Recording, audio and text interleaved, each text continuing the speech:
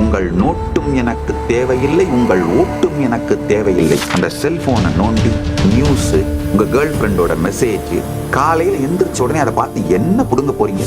ஒரு நிஜமான பணக்காரன் யார் தெரியுமா? வெறும் பணம் உடையவன் கிடையாது.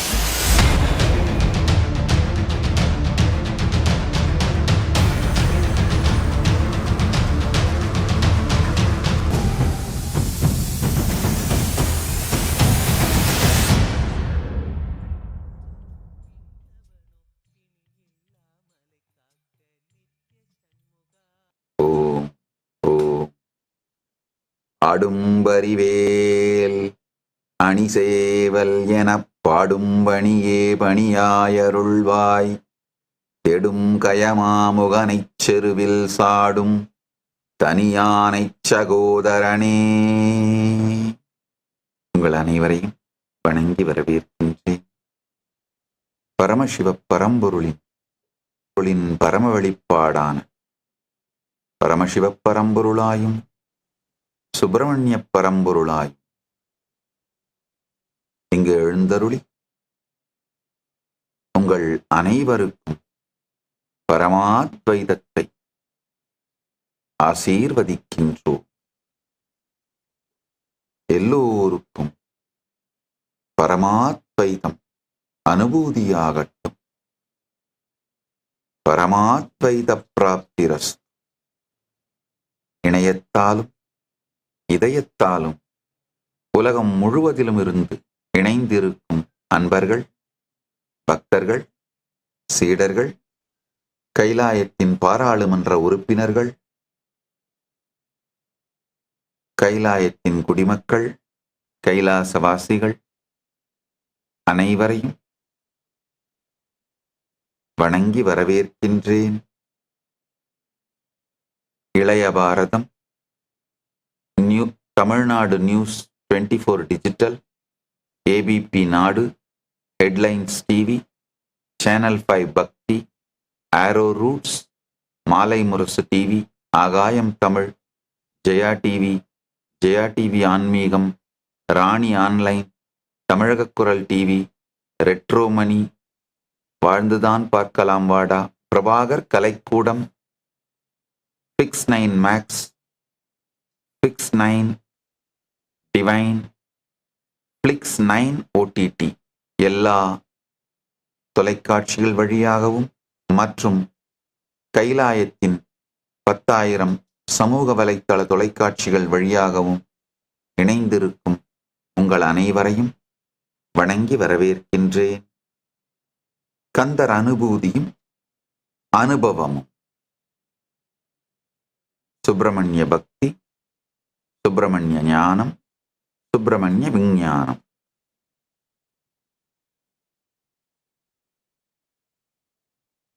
இவற்றை உங்களுக்குள் அனுபூதியாக வழங்குவதே உங்கள் அனுபூதியாக.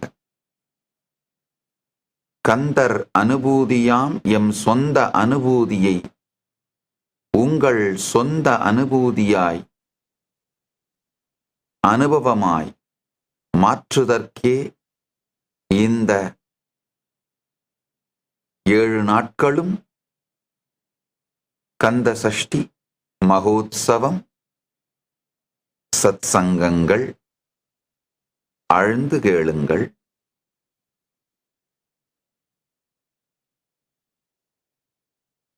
ஐந்தாம் பாடல் இன்று துவங்குகின்றோம். மகமாயை களைந்திட வல்லபிரான் முகம் ஆறும் ஒழிந்தொழிந்திலனே, அகம்மாடை மடந்தையர் என்று அயரும் செகமாயையுள் நின்று தயங்குவதே.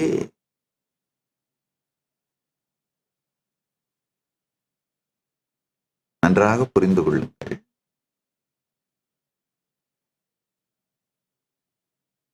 ஜீவன் தன்னிடம் இல்லாதது எது என்று நினைக்கின்றதோ அவைகளைத்தான் ஜெகமாகவும் ஈஸ்வரனாகவும் வெளிப்படுத்தி பார்க்கிறது. ஜீவன் உள்ளுலகத்தில் தன்னிடம் என்னவெல்லாம் இல்லை என்று நினைக்கின்றதோ அதையெல்லாம் ஈஸ்வரனாகவும், வெளி உலகத்தில் தனக்கு என்னவெல்லாம் தன்னிடம் இல்லை என்று நினைக்கின்றதோ அதையெல்லாம் ஜெகமாகவும் வெளிப்படுத்தி பார்க்கின்றது. ஆழ்ந்து புரிந்து கொள்ளுங்கள். ஜீவ, ஈஸ்வர, ஜெகத் மூன்றுமே நாம் வெளிப்படுத்தி நமக்குள் விளையாடும் விளையாட்டு. ஒவ்வொரு சத்தியமாக உள்வாங்கினீர்களானால், நான் இப்ப சொல்ற இந்த வார்த்தை தத்துவம் அல்ல, சத்தியம் என்று புரியும். நேற்றைய சத்சங்கத்துல சொன்ன, உறங்கப் போகும் முன்பு இந்த ஒரு தெளிவோடு உறங்குங்கள். ஆஹா, நான் ஒரு சக்தி கெட்ட, மனம் கெட்ட, புத்தி கெட்ட, தன்னை இழக்கும், காணாமல் போகும் ஒரு இருளுக்குள் செல்லப் போவதில்லை. நான் விரும்பியபடி ஒரு உலகத்தை உருவாக்கி, மனிதர்களை உருவாக்கி, சூழல்களை உருவாக்கி, நான் அனுபவிக்க வேண்டும் என்று நினைக்கின்ற நவரசங்கள், பகை வேண்டுமானால் பகை, சுகம் வேண்டுமானால் சுகம், என்ன வேண்டும் என்று நான் நினைக்கின்றேனோ அதை உருவாக்கி என் விருப்பத்தின்படி அனுபவிக்க முயற்சித்து, ஆனால் அதற்குள்ளேயே தெளிவில்லாமல், அதாவது பகை வேண்டும் என்று நினைத்து உருவாக்குகின்ற ஒரு விஷயத்தில் சுகந்தேட முயற்சிப்பது, சுகம் வேண்டும் என்று நினைத்து உருவாக்குகின்ற ஒரு விஷயத்தோடு பகை கொள்வது, இதுபோன்று நவரசங்களின் குழப்பத்தினால் அந்த குழப்பத்தையும் ரசித்து ருசித்து அனுபவித்து எனக்கென்று ஒரு உலகத்தையே உருவாக்கி வாழுகின்ற ஒரு மிகப்பெரிய சக்தி மண்டலத்திற்குள் நான் நுழைகின்றேன் என்கின்ற தெளிவோடு நுழையுங்கள். கனவும்,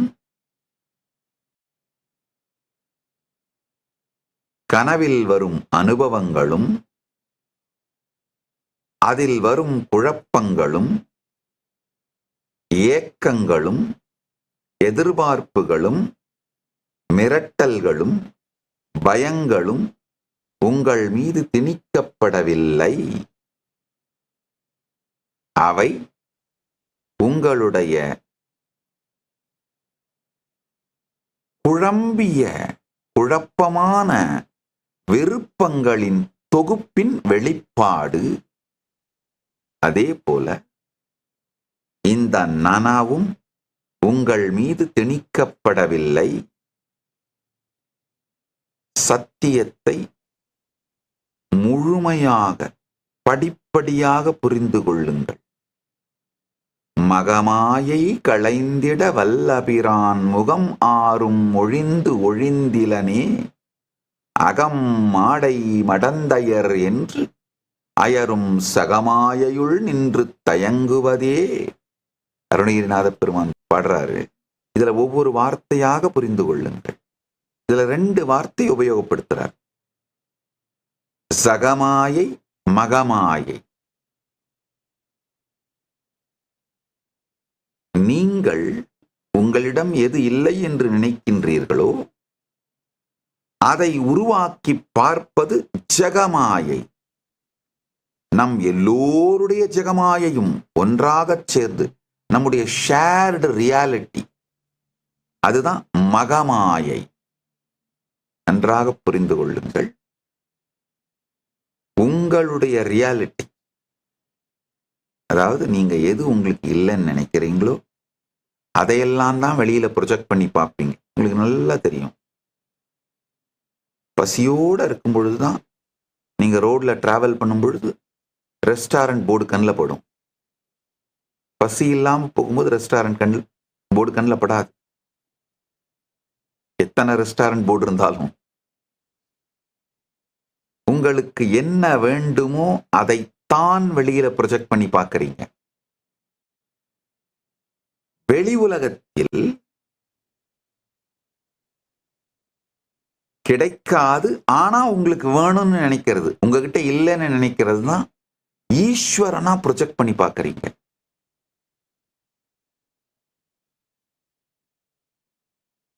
ஒரு 5 சத்தியங்களை சொல்றேன். இந்த 5 சத்தியங்களை படிப்படியா பொறுமையோடு ஆழ்ந்து கேளுங்க. முதல்ல என்ன பண்ணுங்க, பரபரன்னு ரெஸ்ட்லெஸ்ஸா இருக்கிறத விட்டுட்டு 2 கைகளையும் அமைதியா இந்த தியான முத்திரையில் வச்சுக்கோங்க. வச்சுட்டு நீங்க ஒருவேளை ஆத்மலிங்கம் வச்சிருந்தீங்கன்னா, அதாவது தினந்தோறும் சிவ பூஜை பண்ற பழக்கம் இருந்ததுன்னா, இல்ல ருத்ராட்சம் அணிந்து கொள்ளும் பழக்கம் இருந்ததுன்னா, அந்த ஆத்மலிங்கத்தையோ அந்த ருத்ராட்சத்தையோ கைக்குள்ள வச்சு அமைதியா அந்த தியான முத்திரையில கையை வச்சுக்கோங்க. ஏன்னா அப்பதான் அந்த பரபரன் ஸ்க்ரோல் பண்ணிக்கிட்டே இருக்கிற பழக்கம் வராது. வச்சுட்டு அமைதியா உட்கார்ந்துக்கோங்க. உட்கார்ந்து ஒவ்வொரு சத்தியமா சொல்றேன், கேளுங்க. முதல் சத்தியம், நீங்க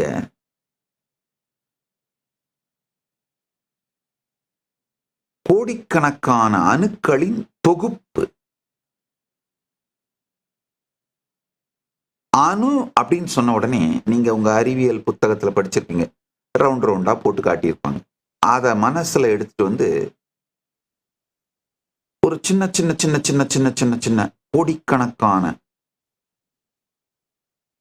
பருப்பொருள், ஒரு பால்ஸ் மாதிரி, இல்ல சின்ன சின்ன சின்ன கோடிக்கணக்கான துகள் கல் மாதிரி, அந்த மாதிரி ஏதோ அப்படின்ற அதெல்லாம் கலந்த, அதெல்லாம் சேர்ந்த ஒரு பொருள் நீங்க நினைக்காதீங்க, கிடையாது. அணுவை பற்றி புரிந்து கொள்ள வேண்டும். அணுனா என்னன்னா, உண்மையில 99.99999% ஆஃப் த அணு உள்ள வெற்றிடம் காலி. ஔவையார் சொல்றாரு பாருங்க, அணுவை துளைத்து 7 கடலை புகட்டின்னு. அது உண்மையில சாத்தியம். திருக்குறளை பற்றி சொல்லும் பொழுது சொல்றாங்க இல்லையா, அதுக்கு முன்னாடி இன்னொருத்தர் வந்து கடுகை துளைத்து 7 கடலை புகட்டின்னு திருக்குறளை பற்றி புகழ்ந்துருவாரு. ஔவையார் இல்லை, அதை விட அது திருக்குறள் உயர்ந்ததுன்னு சொல்றதுக்காக அணுவை துளைத்து 7 கடலை புகட்டின்னு அவை பிராட்டி சொல்வாங்க. அது மாதிரி ஆழ்ந்து கேளுங்கள். அணுவை துளைத்து 7 கடலை புகட்டி, அவை பிராட்டி அணுவை துளைத்து 7 கடலை புகட்ட சொல்றாங்க. புகட்டி அப்படின்னு புகட்டி குரல் பண்ணியிருக்குன்னு சொல்றாங்க. ஆழ்ந்து புரிந்து கொண்டோமானால் அது சாத்தியம். காரணம் என்னன்னா, அணு அப்படிங்கிறது பிசிக்கல், ஒரு பருப்பொருள் கிடையாது. அணு அப்படிங்கிறது குவாண்டம் ஃபீல்ட். அப்படின்னா என்னன்னா, நாம எல்லாருமே கோடிக்கணக்கான குவாண்டம் ஃபீல்டோட மொத்த தொகுப்பு. கோடிக்கணக்கான பருத்துகள்கள், பிசிக்கல்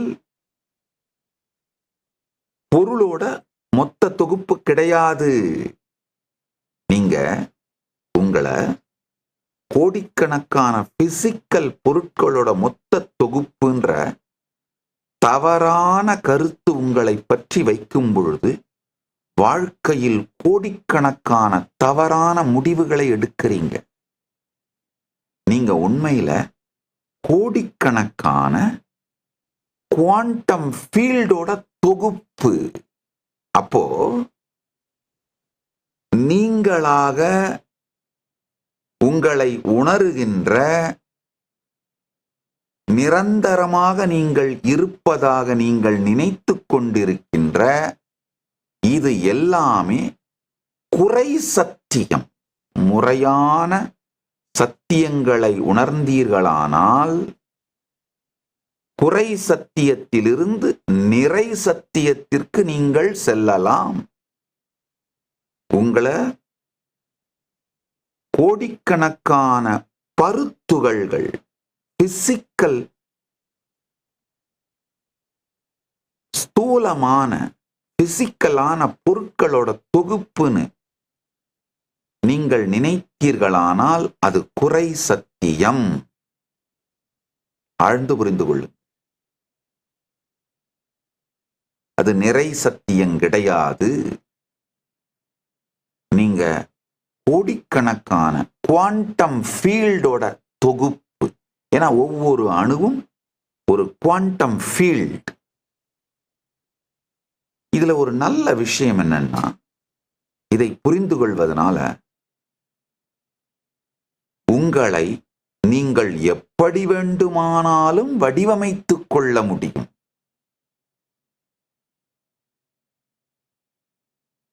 ஆறுமுகம், சண்முகன் சண்முகன் சண்முகன், வார்த்தைக்கு வார்த்தை அருணகிரிநாத பெருமான் சொல்றது. இந்த பாடலையும் சொல்றாரு, முகம் ஆறும் ஒழிந்து ஒழிந்திலனேன்னு. ஆறு முகம்னு அருணகிரிநாத பெருமான் சொல்றது மித்து கிடையாது. உங்களுடைய நிறை சத்தியம், உங்களுடைய பல்வேறு பரிமாணங்கள்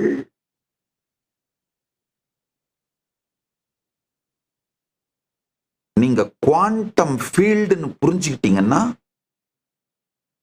நீங்க ஆறு முகம்னு அந்த சத்தியம் புரியும்.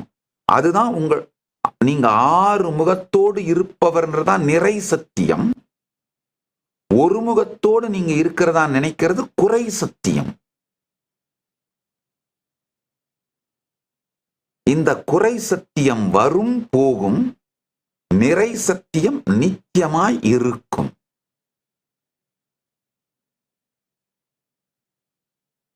சத்யோஜாதம், தத்புருஷம், வாமதேவம், அகோரம், ஈசானம், அதோமுகம்.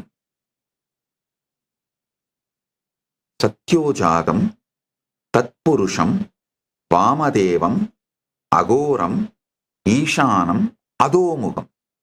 அதோமுகம் அப்படிங்கிறது அவ்வியக்தம், அன்மானிஃபெஸ்ட். அதாவது ஆக்குதல், காத்தல், புனர் அமைத்தல், ரீஜுவனேஷன் தான் அழித்தல்ன்ற வார்த்தையால சொல்றோம். அது உண்மையில பாத்தீங்கன்னா ரீஜுவனேஷன், மீள் உருவாக்குதல், கிரியேட்டிவ் டிஸ்ட்ரக்ஷன். இதை நல்லா புரிஞ்சுக்கோங்க. ரீசெண்டா ஒரு நோபல் பரிசு பெற்ற விஞ்ஞானி இந்த கிரியேட்டிவ் டிஸ்ட்ரக்ஷன் அப்படிங்கிற கருத்துக்காக நோபல் பரிசு பெற்றிருக்காரு. ஆனா இந்த கிரியேட்டிவ் டிஸ்ட்ரக்ஷனை ஆயிரக்கணக்கான ஆண்டுகளுக்கு முன்பு நம்முடைய ஆகமங்களில் மிக தெளிவாக நம் முன்னோர்கள் சொல்லிவிட்டார்கள். இந்த கிரியேட்டிவ் டிஸ்ட்ரக்ஷன் தான் ருத்ரன், சம்ஹாரம் அப்படின்னு சொல்றோம். கிரியேட்டிவ் டிஸ்ட்ரக்ஷன், ரீஜுவனேஷன், அதுதான் தமிழ்ல அழித்தல்னு சொல்றோம். அது உண்மையில கிரியேட்டிவ் டிஸ்ட்ரக்ஷன். நான்காவது மாயையிலிருந்து விடுவித்தல். ஐந்தாவது பூரண ஞானம் கொடுத்து அனுக்கிரகம் அளித்தல். இந்த அஞ்சையும் தாண்டி, இந்த அஞ்சையும் கடந்து அவ்வியக்தமா, வெளிப்படாது அவ்வியக்தமா இருக்கிறது ஆறாவது. உண்மையில பாத்தீங்கன்னா ஒரு அணுல 99.99999% அவ்வியக்தமாக அன்மானிஃபெஸ்டா இருக்கு.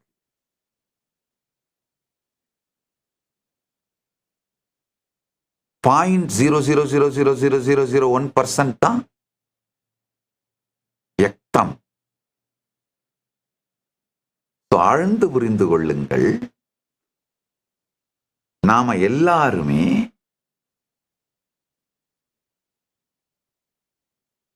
கோடிக்கணக்கான அவ்வியக்தமான குவாண்டம் ஃபீல்ட்ஸோட தொகுப்பு. ஆழ்ந்து கேளுங்கள். நாம பருப்பொருள்களின் தொகுப்பு என்கின்ற குறை சத்தியத்திலிருந்து நாம ஒரு கோடிக்கணக்கான குவாண்டம் ஃபீல்ட்ஸோட தொகுப்புன்ற சத்தியத்தை நாம் புரிந்து கொள்ள துவங்கும் பொழுதே நம்மை பற்றி நாம் வைத்திருக்கும் கருத்து, நம்மை எப்படி மாற்றிக்கொள்ள வேண்டும் என்று நாம் நினைக்கின்ற கருத்துக்கள், மாற்றிக்கொள்வதற்காக நாம் உபயோகப்படுத்தும் வழிமுறைகள், இது எல்லாமே மாறிடும். நீங்க வெறும் பருப்பொருளின் தொகுப்புன்னு உங்களை நினைச்சிங்கன்னாலே உங்களுடைய பாசிபிலிட்டியே ரொம்ப கம்மி.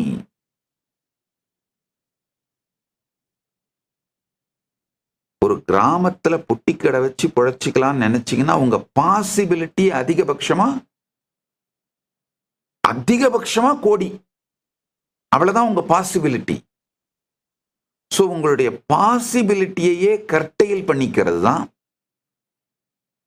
சமூகம் உங்க மேல நடத்துற மிகப்பெரிய மூளைச்சலவை. அதாவது ஒரு மனிதனுக்கு அவனை பற்றிய நிறை சத்தியமும் அவனை பற்றிய சத்தியங்கள் அப்படியே தெரிவிக்கப்பட்டு விடுமானால் அவனை கட்டுப்படுத்தவோ அடிமைப்படுத்தவோ இயலாது. நன்றாக புரிந்து கொள்ளுங்கள். உங்கள் நோட்டும் எனக்கு தேவையில்லை, உங்கள் ஓட்டும் எனக்கு தேவையில்லை. அதனாலதான் உங்களை கட்டுப்படுத்த வேண்டிய தேவையோ அடிமைப்படுத்த வேண்டிய தேவையோ ஏமாற்ற வேண்டிய தேவையோ எனக்கு இல்லாததனால் சத்தியங்கள் அனைத்தையும் அப்படியே சொல்லப் போகின்றேன், சொல்லுகின்றேன்.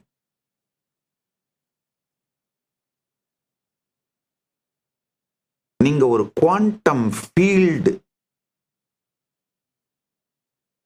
கோடிக்கணக்கான குவாண்டம் ஃபீல்டோட தொகுப்பான குவாண்டம் ஃபீல்டு அப்படின்னு புரிஞ்சுக்கிட்டீங்கனாலே அப்போ உங்களுக்குள்ள செய்ய வேண்டிய எந்த மாற்றம், உங்க வாழ்க்கையில உங்க ரியாலிட்டியில செய்ய வேண்டிய எந்த மாற்றமும் உங்க ஃப்ரீக்குவன்சியை சேஞ்ச் பண்றதுல தான் துவங்கும். உங்களை பற்றி நீங்கள் வைத்திருக்கும் கருத்தை மாற்றுவதில்தான் துவங்கும். நீங்க எந்த எமோஷன்ஸ், எந்த உணர்ச்சிகளை உங்களுடைய அடிப்படை உணர்ச்சிகளாக முடிவெடுக்கின்றீர்களோ வாழுகின்றீர்களோ அது சார்ந்த நிகழ்வுகளைத்தான் உங்கள் உலகத்திலே உருவாக்குவீர்கள். உங்கள் ஜக மாயை ஒரு கண்ணாடி.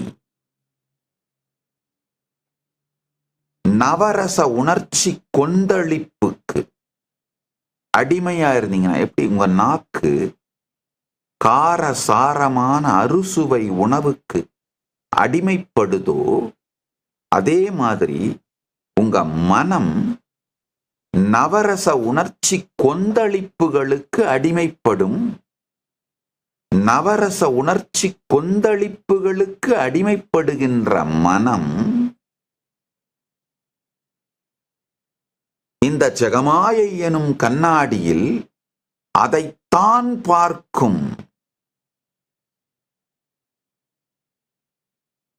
கண்ணாடியை பார்க்கும் நாயைப் போலே, கண்ணாடி முன்னிற்கும் புலியைப் போலே. கண்ணாடி முன்னாடி ஒரு நாய் நின்னா இன்னொரு நாயைத்தான் முன்னாடி பார்க்கும். உருன்னு கண்ணாடியோட சண்டை போட்டுட்டு இருக்கும். கண்ணாடியை உடைத்தாலும் அடிபடப் போவது நாய்க்குத்தான். கண்ணாடி துண்டுகள் சொருகி கஷ்டப்பட போறது நாய் தான். புலியே ஆனாலும் கண்ணாடி முன்னின்று சண்டையிட்டு கொண்டிருந்தால் அடிபடப் போவதும் அழியப் போவதும் காயப்பட போவதும் புலிதான். அது மாதிரி நவரச உணர்ச்சி கொந்தளிப்புக்கு அடிமைப்பட்ட மனத்தோடு நீங்கள் இந்த ஜெகமாயை எனும் கண்ணாடியை பார்ப்பீர்களானால் அதுதான் இங்க பிரதிபலிக்கும்,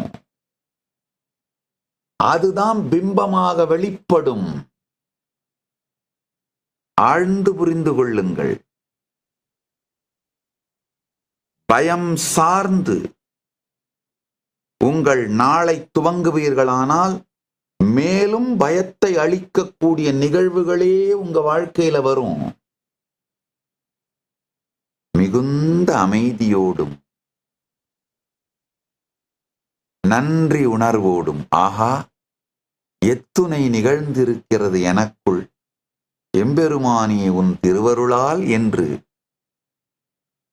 மிகுந்த நிறை உணர்வோடு உங்கள் நாளை துவங்குவீர்களானால் அது சார்ந்த நபர்கள், அது சார்ந்த நிகழ்வுகள், அதை பலமாக்கும் அதே சூழல்கள் உங்கள் வாழ்க்கையில் வருவதை பார்ப்பீர்கள்.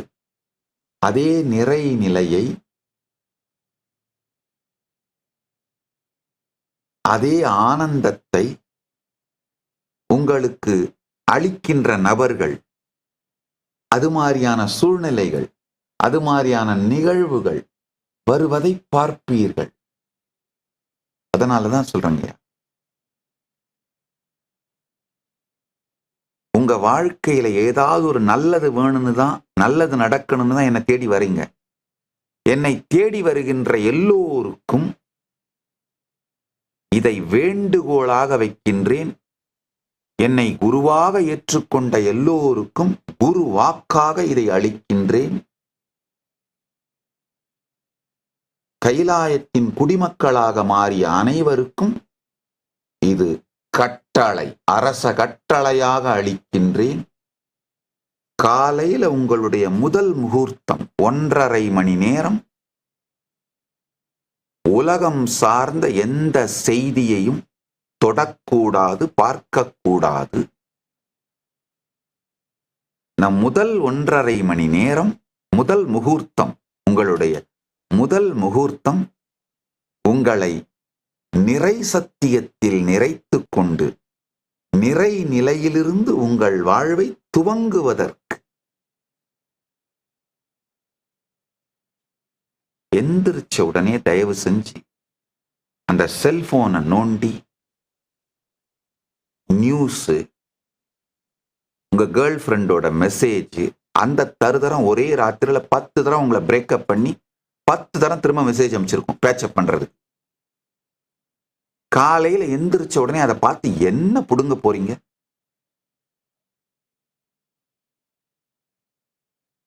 ஒன்னும் தேவையில்லை.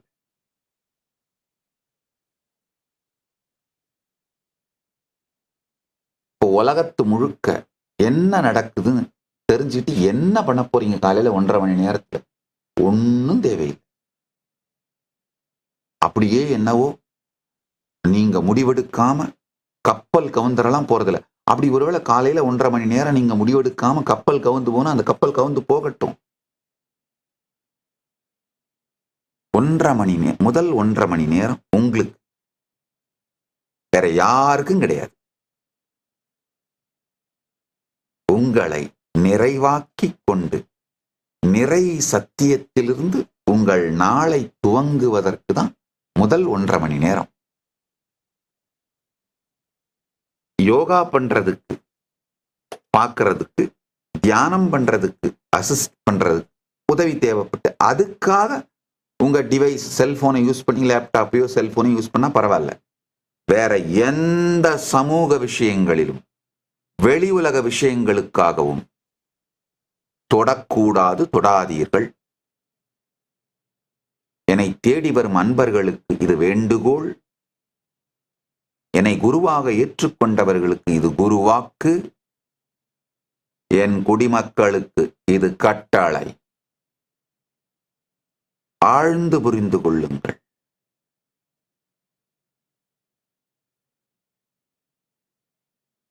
வாழ்க்கைய என்ன ஃப்ரீக்வன்சியில துவங்கறீங்களோ அதை வைத்துத்தான் இந்த ஜெகமாயை உங்களுக்கு அனுபவம் ஆகும்.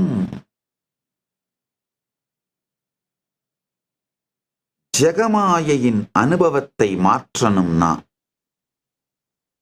உடல் நலம் வேணும்னு நினைச்சாலும் சரி, மனநலம் வேணும்னு நினைச்சாலும் சரி, பொருளாதார வளம் வேணும்னு நினைச்சாலும் சரி, இனிமையான உறவுகள் வேணும்னு நினைச்சாலும் சரி, வாழ்க்கை ஆனந்தமயமா இருக்கணும்னு நினைச்சாலும் சரி,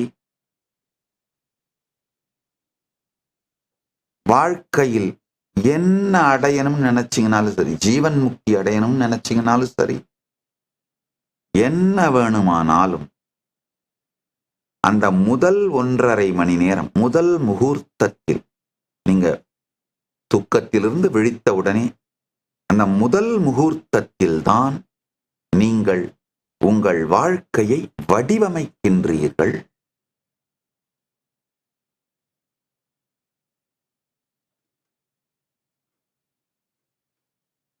அழகா சொல்றார் பாருங்க. மகமாயை களைந்திட வல்லபிரான் முகம் ஆறும் மொழிந்து ஒழிந்திலனே அகம் மாடை மடந்தையர் என்று அயரும் செகம் மாயையுள் நின்று தயங்குவதே. முதல் 1.5 மணி நேரம் அகம், உங்களுடைய அகங்காரம் சார்ந்து உங்களை பத்தி நீங்க வச்சிருக்கிற குறை சத்தியங்களை பலமாக்குகின்ற எந்த செயலையும் செய்யாதீர்கள். மாடை, மயக்கம், கன்ஃபியூஷன், டெல்யூஷன், யாரோ ஒருத்தர் ஏதோ ஒரு நாட்டுல குண்டு போட்டா உங்களுக்கு என்ன ஆக போகுது? சும்மாவே உங்களுடைய வாழ்க்கையில் சம்பந்தமில்லாதவைகளோடு உங்களை உணர்ச்சி ரீதியாக, உணர்வு ரீதியா தொடர்பு படுத்திக்கிறது. ஏதோ ஒரு ஹீரோ, ஏதோ ஒரு ஹீரோயின், இல்ல ஏதோ ஒரு நாடு, இல்ல ஏதோ ஒரு கலாச்சாரம், ஏதோ ஒரு ரிலிஜியன், இல்ல ஏதோ ஒரு ஐடியாலஜி, இது கூட உங்களை அசோசியேட் பண்ணிக்கிட்டு காலையில எந்திரிச்ச உடனே அதுக்கு என்னாச்சு, அவனுக்கு என்னாச்சு நோண்ட ஆரம்பிக்கிறது. என்ன பண்ண போறீங்க? மடந்தை, இல்லைன்னா அவன் என்ன பண்றான், இவன் என்ன பண்றான். தயவு செஞ்சு முதல் 1.5 மணி நேரமாவது மொத்தமா ஒதுக்கி வச்சுட்டு ஜெகமாயையுள் நின்று தயங்கும் இந்த குறை சத்தியங்களை நம்மை ஆக்கிரமிக்காமல் முதல் 1.5 மணி நேரம் இந்த குறை சத்தியங்கள் உங்களை பேய் மாதிரி பிடிச்சிருச்சுன்னா நாள் முழுக்க அப்படியே தான் இருக்கும். ஒரு நிஜமான பணக்காரன் யார் தெரியுமா? வெறும் பணம் உடையவன் கிடையாது. முதல் 1.5 மணி நேரத்தை தனக்கு சுதந்திரமாக வைத்திருப்பவன் தான் ஒரு நிஜமான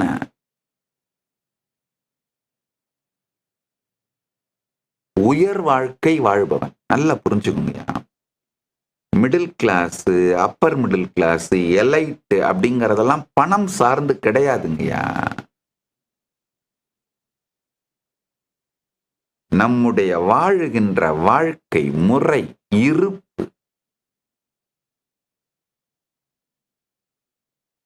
இல்ல காலையில 1.5 மணி நேரம் நான் எனக்காக எடுத்துக்கிட்டேன்னா ஆபீஸ் போக முடியாது, வேலை என்ன ஆகுறது? அந்த வேலைக்கு போகாதீங்க. என்ன இப்பதான் உலகத்துல எத்தனாயிரம் ஆப்பர்ச்சுனிட்டிஸ் வந்துருச்சு. வெறும் யூடியூப் சேனல் நடத்திட்டு சம்பாரிச்சு நல்லா வாழ்ந்துட்டு போலாங்கய்யா. இல்ல நான் அந்த 1.5 மணி நேரத்துல தான் ரெடி ஆனாதான் ஸ்கூலுக்கு ஓடணும். அந்த ஸ்கூலுக்கெல்லாம் போய் ஒன்றும் தேவையில்லை. ஸ்கூல்ன்றதெல்லாம் மிடில் கிளாஸ் லைஃப் ஸ்டைல் எப்பவோ ப்ரூவ் ஆயிடுச்சுங்கய்யா. ஸ்கூல்ல மட்டும் படிச்சவன் தான் அன்எஜுகேட்டடு. பணம் மட்டும் வச்சிருக்கவன் தான் ஏழை. வாழ்க்கை ஒரு மிக உயர்ந்த அனுபவம்.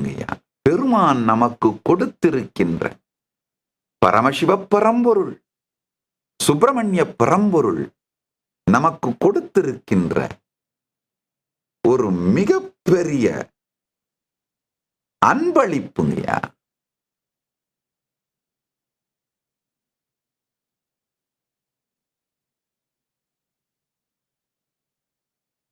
அதை பிரிச்சே பார்க்காம, பெருமான் கொடுத்ததை திறந்து கூட பார்க்காமல்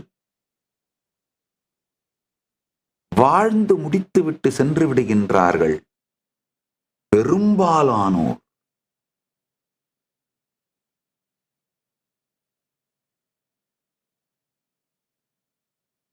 நாம ஒரு குவாண்டம் ஃபீல்டு காலையில எந்திரிச்ச உடனேயே நம்மை பற்றிய நிறை சத்தியங்களை கொண்டு வந்து அதிலிருந்து நம் வாழ்க்கையை துவங்க வேண்டும். இந்த 6 நாளும் இதை முயற்சி பண்ணுங்க. இந்த 6 நாளையும் இதை செய்யுங்க.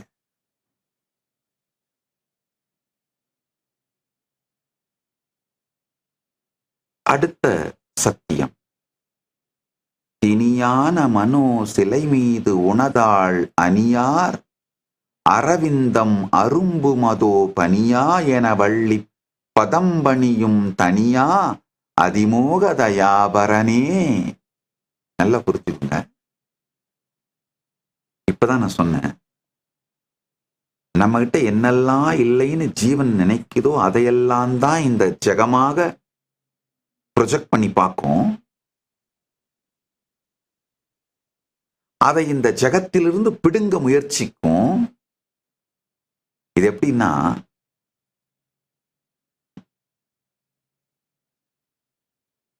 வாயில ஒரு பெரிய மாமிச துண்டை கவ்விக்கொண்டிருக்கின்ற புலி, அதாவது ஒரு மானை அடித்து கொன்று வாயில கவ்விட்டு ஒரு புலி வரும்போது முன்னாடி ஒரு மிகப்பெரிய கண்ணாடி இருக்கு. இந்த மான் தன்னுடைய வாயில தான் இருக்குன்றது அதுக்கு தெரியாம தான் முன்னாடி இன்னொரு புலி வச்சிருக்கு அப்படின்னு அந்த புலியோடு சண்டையிட்டு அந்த மானை பிடுங்கி விடலாம், அந்த மாமிசத்தை பிடுங்கி விடலாம்னு அந்த கண்ணாடியோடு அடிச்சு மோதி அந்த கண்ணாடி உடைஞ்சி குத்தி இந்த புலி செத்து ஒழிந்த கதை தான் உங்க எல்லாருடைய கதையுமே. தன்னிடம் இல்லை என்று நினைப்பதை ஜகத்தின் மீது ஏற்றி ஜகத்திடம் போரிட்டு சண்டையிட்டுத்தான் அதை பிடுங்கி அனுபவிக்க வேண்டும் என்று தவறான கருத்தை நமக்குள் வைத்துக்கொண்டு, இதெல்லாம் சமூகம் மூளைச்சலவை செய்த கருத்துக்கள்யா. அந்த கருத்தை வைத்துக்கொண்டு கண்ணாடியாக இருக்கும் ஜெகமாயையோடு சண்டையிட்டே நம் வாழ்க்கையை சீரழித்து விடுகின்றோம். நம்முடைய மை வேர்ல்ட், நம்ம ரியாலிட்டியும் பர்சனல் ரியாலிட்டியும் ஷேர்டு ரியாலிட்டி, மகாமாயை, நாம எல்லாரும் ரியாலிட்டின்னு சொல்ற ஒண்ணு, நாம எல்லாரும் ரியாலிட்டின்னு சொல்றதுதான் இந்த உலகம். இதுக்கான விதிகள்னு வச்சிருக்கோம் இல்லையா, இயற்கை விதிகள், நாட்டு விதிகள். இந்த இயற்கை விதிகள் அப்படிங்கிறது நீ கீழே நீ குதிச்சா கீழே விழுவ, அடிபடும். நாட்டோட விதிகள் அப்படின்னா இதை செஞ்சினா உனக்கு தண்டனை, இதை செய்யலைன்னா உனக்கு தண்டனை அப்படின்லாம் வச்சிருக்கோம் இல்லையா. இதெல்லாம் சேர்ந்தது மகமாயை, அதாவது ஷேர்டு ரியாலிட்டி மகமாயை, மகாமாயை. பர்சனல் ரியாலிட்டி ஜெகமாயை. இன்னொரு சத்தியம் பாருங்க, நமக்கு என்னவெல்லாம் நம்மிடம் இல்லைன்னு நினைக்கிறோமோ அதையெல்லாம் வெளி உலகத்து மேல போர்த்தி ஜெகத்துக்கிட்ட அதெல்லாம் இருக்குன்னு நினைச்சு ஜெகத்தை ப்ரொஜெக்ட் பண்ணி பார்ப்போம். அதே மாதிரி நம்ம கிட்ட இல்லாதது ஜெகத்துக்கிட்டையும் இல்லைன்னு நினைக்கிறதெல்லாம் ஈஸ்வரனா ப்ரொஜெக்ட் பண்ணி பார்ப்போம்.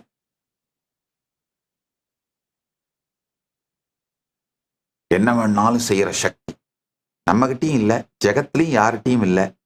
அப்போ அது வச்சிருக்கிற ஒருத்தர் இருக்கார், ஈஸ்வரன். இந்த பாடல்களை கவனித்தீர்களானால் தனக்கு என்ன பிரச்சனை இருக்கோ,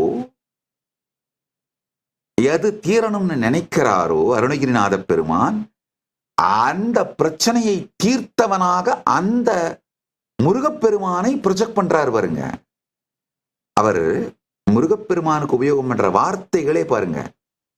என்ன சொல்றாருன்னா, தனக்கு இந்த மடந்தையர் பிரச்சனை தீரணும்னு சொல்றாரு. முருகப்பெருமானை வள்ளி பதம்பணியும் தனியா அதிமோக தயாபரணேன்னு சொல்றாரு. அதாவது வள்ளியோடு இருந்தும் எந்த துக்கத்திலும் எந்த துயரத்திலும் ஆட்படாமல் மோகத்தை தாண்டிய அதிமோக தயாபரணி, மோகத்தின் மாயைக்கு அப்பாற்பட்டு வள்ளியோடு வாழ்ந்தாலும் மோகத்தின் மாயைக்குள் படாத பெருமானே. இந்த மூன்றையும் புரிந்து கொள்ளுங்கள். ஜீவ ஈஸ்வர ஜெகத், இந்த மூன்றையும் புரிந்து கொண்டீர்களானால் அருணகிரிநாத பெருமான் சொல்ல வருகின்ற சத்தியம் புரியும். அருணகிரிநாத பெருமான் அந்த அனுபூதியை ஞான சூத்திரம், அனுபூதி சூத்திரம், அனுபவ சாத்திரம், கண்டர் அனுபூதி பக்தி ஸ்தோத்திரத்தின் வடிவத்திலே அமைக்கப்பட்டிருக்கின்ற அனுபூதியை அளிக்கக்கூடிய சூத்திரம், அனுபவத்தின் சாத்திரம். அதாவது சயின்டிஸ்ட்னா யாரு? நிகழ்ந்த தெளிவு, அனுபவம், ஞானத்தை எல்லோருக்கும் புரியும் வகையிலே சூத்திரமாக வகுத்து தருபவன் தான் விஞ்ஞானி. அதே மாதிரி தனக்குள் நடந்த அனுபூதியை, பரமானுபூதியை எல்லோரும் அடையத்தக்க வகையிலே சூத்திரமாக சாத்திரமாக வகுத்து தருபவர் தான் மெஞ்ஞானி. அருணகிரிநாத பெருமான் மிக உயர்ந்த விஞ்ஞானி. ஜீவ ஈஸ்வர ஜெகத் கனெக்ஷனா என்ன அழகா சொல்றார் பாருங்க. தான் எதிலிருந்து விடுபட வேண்டும் என்று சொல்லுகின்றாரோ, ஜீவன் எதிலிருந்து விடுபட வேண்டும் என்று சொல்லுகின்றாரோ அதில் இருந்து விடுபட்ட உயர்ந்த நிலையில் இருக்கின்றார் ஈஸ்வரன் காட்டுறார். அப்படின்னா என்ன அர்த்தம்னா, நபருக்கு நபர் ஈஸ்வரனை பற்றி வைத்திருக்கும் கருத்து மாறுபடும். நல்லா புரிஞ்சுக்கோங்க.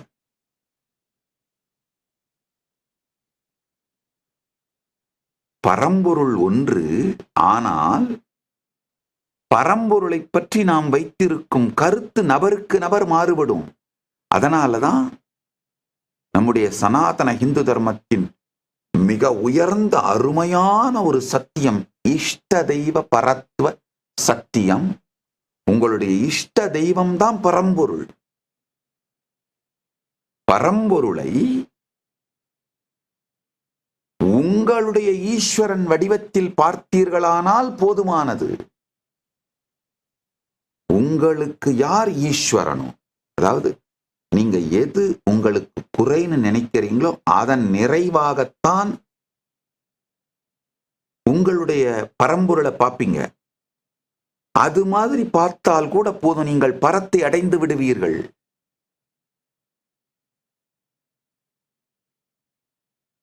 பரம்பொருள் உண்மையில் அவ்யக்தம். தன்னுடைய ஸ்வபாவ இருப்பினாலே அவர் அவ்யக்த பரம்பொருள். வாங்மனாதி கோச்சரஞ்ச நேதி நேதி பாவிதம். வாங் மனம் இவை அனைத்திற்கும் அப்பாற்பட்டு இது அல்ல, இது அல்ல, இது அல்ல என்று எது என்று சொன்னாலும் அது அல்ல என்று இருப்பவர். இதுதான் நீங்க எதை சொன்னாலும் அது அல்ல அப்படின்னும் போது நீங்கள் எதை ஈஸ்வரனாக உங்களுடைய இஷ்ட தெய்வமாக பார்க்கின்றீர்களோ அதை பிடித்தாலே போதும். அவர் பரம் என்று நீங்கள் நினைத்தால் தவறில்லை. இந்த பரத்துவ ஸ்தாபிதத்து சண்டையிலே ஆன்மீக தேடுதலையே விட்டுவிட்டு மொத்த மேலை நாட்டு சமூகமும் முழு நாத்திகர்களாகவோ அல்லது குறை நாத்திகர்களாகவோ மாறிப்போய் கிடக்கின்றது. நல்லா புரிஞ்சுக்கோங்க. மொத்த மேலை நாட்டு சமூகத்திலும் ஆன்மீக தேடல் அழிந்து விட்டது. காரணம் என்னன்னா, ஒரு கடவுளை பரம் என்று நிரூபிப்பதற்கான முயற்சி நம்ம சனாதன ஹிந்து தர்மத்தோட மிகப்பெரிய நன்மை என்னன்னாங்க, இந்துக்களாக பிறந்த நீங்கள் எல்லோரும் பெருமைப்படுங்கள். உங்களுடைய ஆன்ம தேடுதல் அழியவே இயலாத வகையில்தான் இந்த சம்பிரதாயமே வடிவமைக்கப்பட்டிருக்கின்றது. உங்களுக்கு எது கடவுளோ அது பரம். விஷ்ணு பரமா, சிவம் பரமா, முருகன் பரமா, தேவி பரமா, சூரியன் பரமா, இல்ல உங்க குலதெய்வம் தான் பரமான்னு பிரச்சனைக்குள்ளேயே போக வேண்டாம். உங்கள் இஷ்ட தெய்வம் பரம்.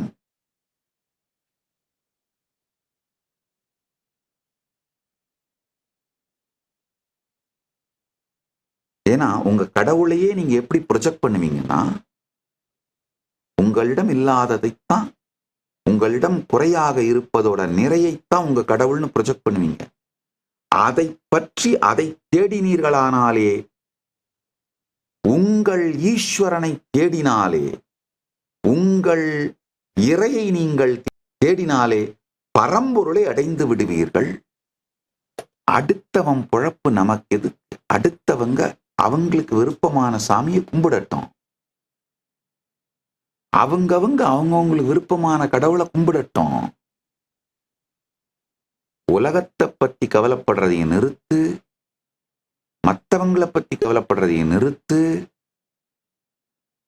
உங்களை பார்ப்பதை மட்டும் வாழ்க்கையின் முக்கியமான முடிவாக எடுங்கள்.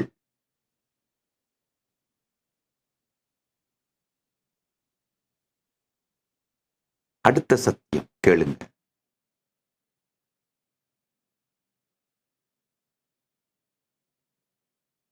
மனம் திணியான மனோ சிலை மீது, என்ன அழகா சொல்றார் அருணகிரிநாத பெருமான். மனோ சிலைன்னு சொல்றார். மனம் அப்படின்னா என்ன? ஒரே வார்த்தையில சொல்றேங்க, மனம் வேற ஒண்ணுமே இல்லை. சமூகம் மொத்தமா உங்க மேல பொழிந்த அவர்களுடைய குழப்பத்தின் தொகுப்புங்க.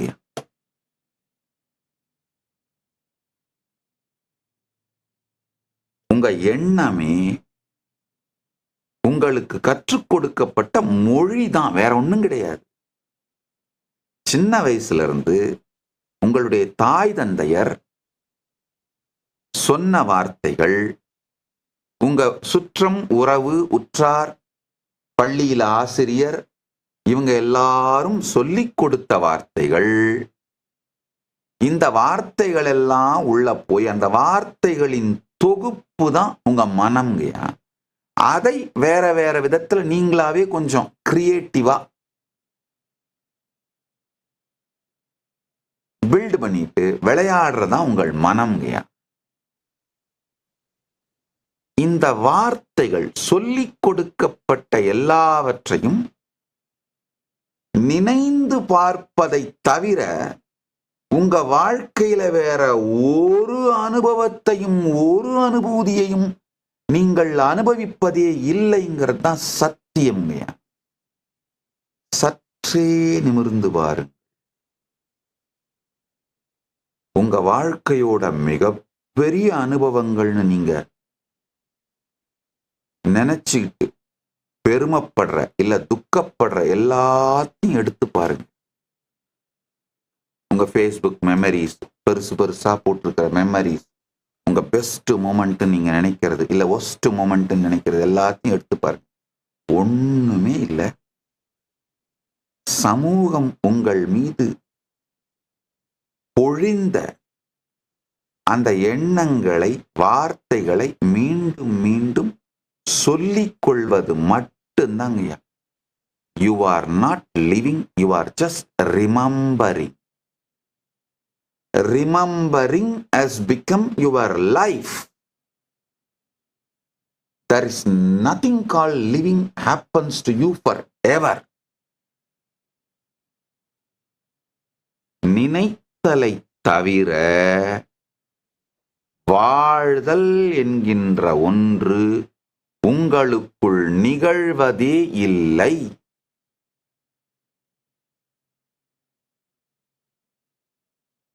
நாக்கின் ருசியானாலும் உணர்வின் ருசிகளானாலும் எந்த அனுபவமாக இருந்தாலும் சற்றே பாருங்கள், அமைதியாக பாருங்கள். அனுபவம் என்ற ஒன்று உங்களுக்குள் நிகழ்வதே இல்லை.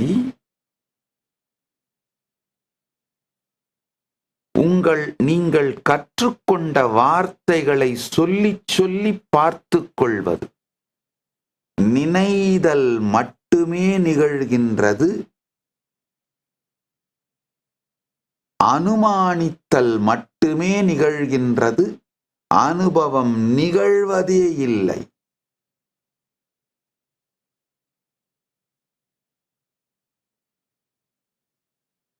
உங்க வாழ்க்கையோட துக்கம்னு நினைக்கிற மூமெண்ட்டை கூட எடுத்து பாருங்க. நினைதல் தான் பிரதானமாய் நிகழ்ந்திருக்கின்றது.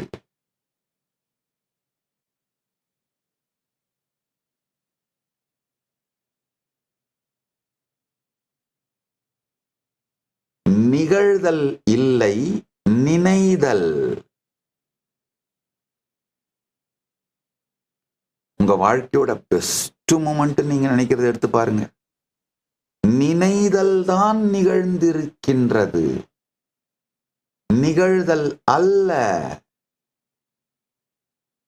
நடுவுல நான் ஆங்கில வார்த்தைகளை உபயோகம் பண்ற, தப்பா எடுத்துக்காதீங்க. காரணம் என்னன்னா,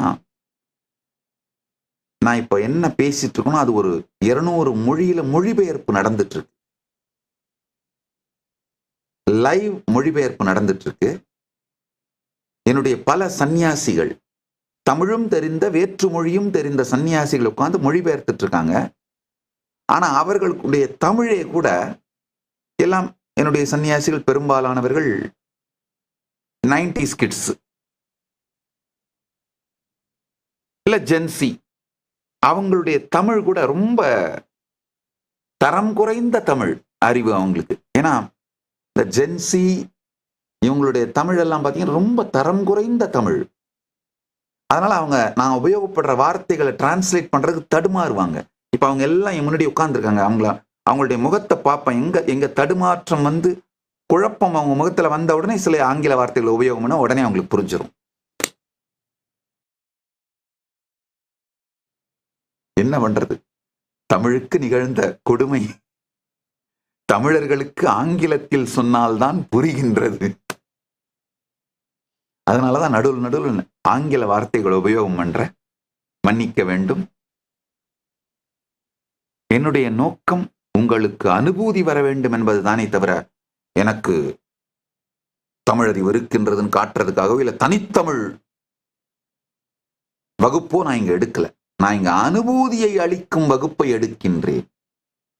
தனித்தமிழ் கற்றுத்தரும் வகுப்பை எடுக்கவில்லை. அதனால சற்றே பொறுமையோடு உள்வாங்கிக் கொள்ளுங்கள்.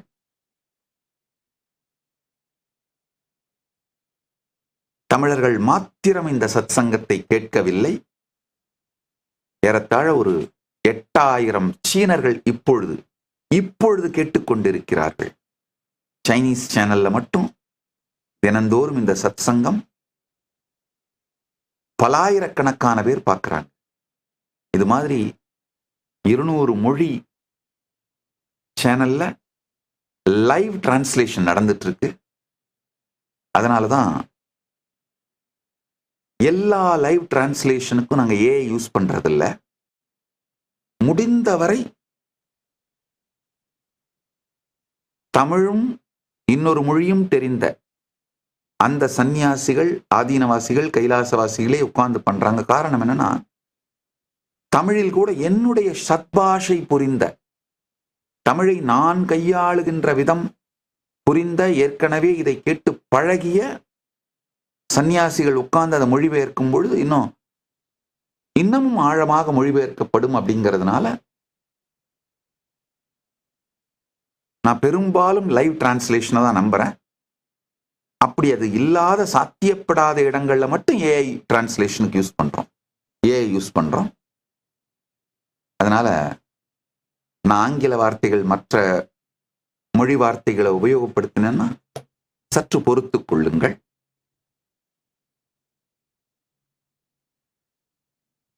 ஏன் நிறைய சம்ஸ்கிருத வார்த்தைகள் உபயோகம் பண்றீங்கன்னு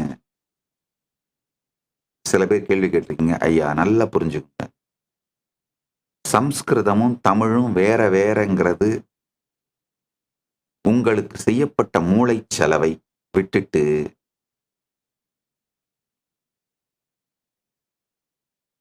சங்கத்தமிழ் எடுத்து கொஞ்சம் புரட்டி பாருங்க. கொஞ்சம் படிங்க ஐயா. சங்கத்தமிழ் எடுத்து புரட்டி பாருங்க.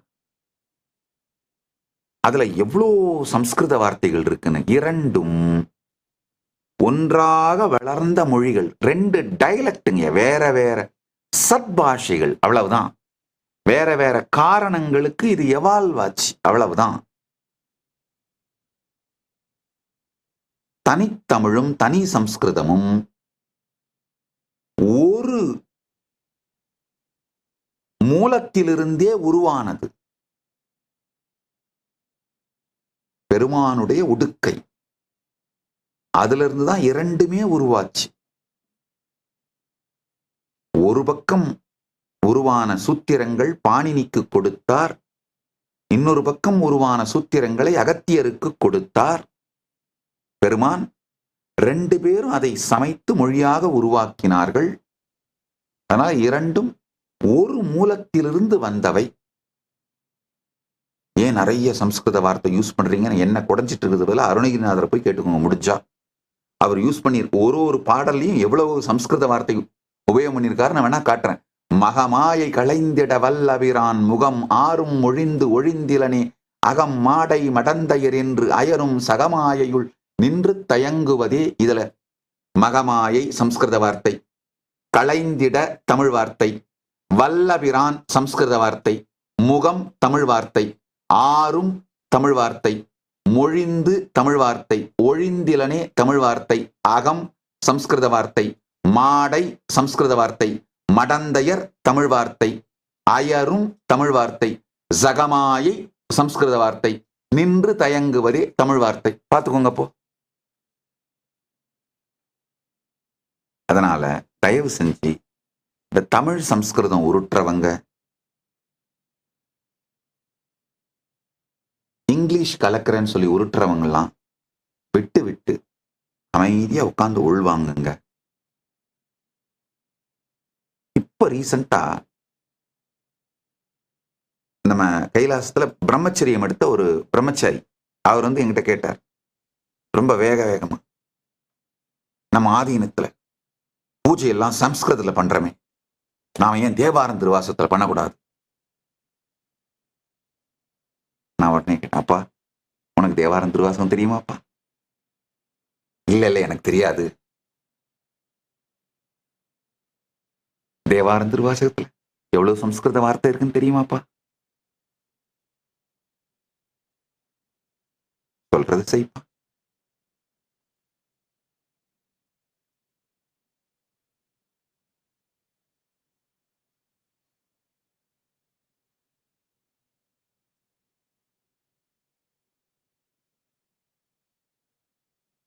தமிழ் சம்ஸ்கிருத சண்டையே வேற ஒண்ணும் இல்லைங்க. மொழியை உபயோகப்படுத்தி நம்முடைய மெய்யியலை அழிக்கின்ற முயற்சி தாங்க. அதனால மெய்யியல் சார்ந்த விஷயங்களில் மொழி சண்டையை கொண்டு வராதீர்கள். அதை அரசியலுக்கு யூஸ் பண்ணிக்கோங்க, வேற எதுக்கு வேணா யூஸ் பண்ணிக்கோங்க. என்ன விட்டுருங்க, எங்க டிபார்ட்மெண்ட்டை விட்டுருங்க, எங்க ஃபீல்டை விட்டுருங்க. மொழி சண்டையை கொண்டு வந்து மெய்யியல் மீது, இறையியல் மீது திணிக்காதீர்கள்.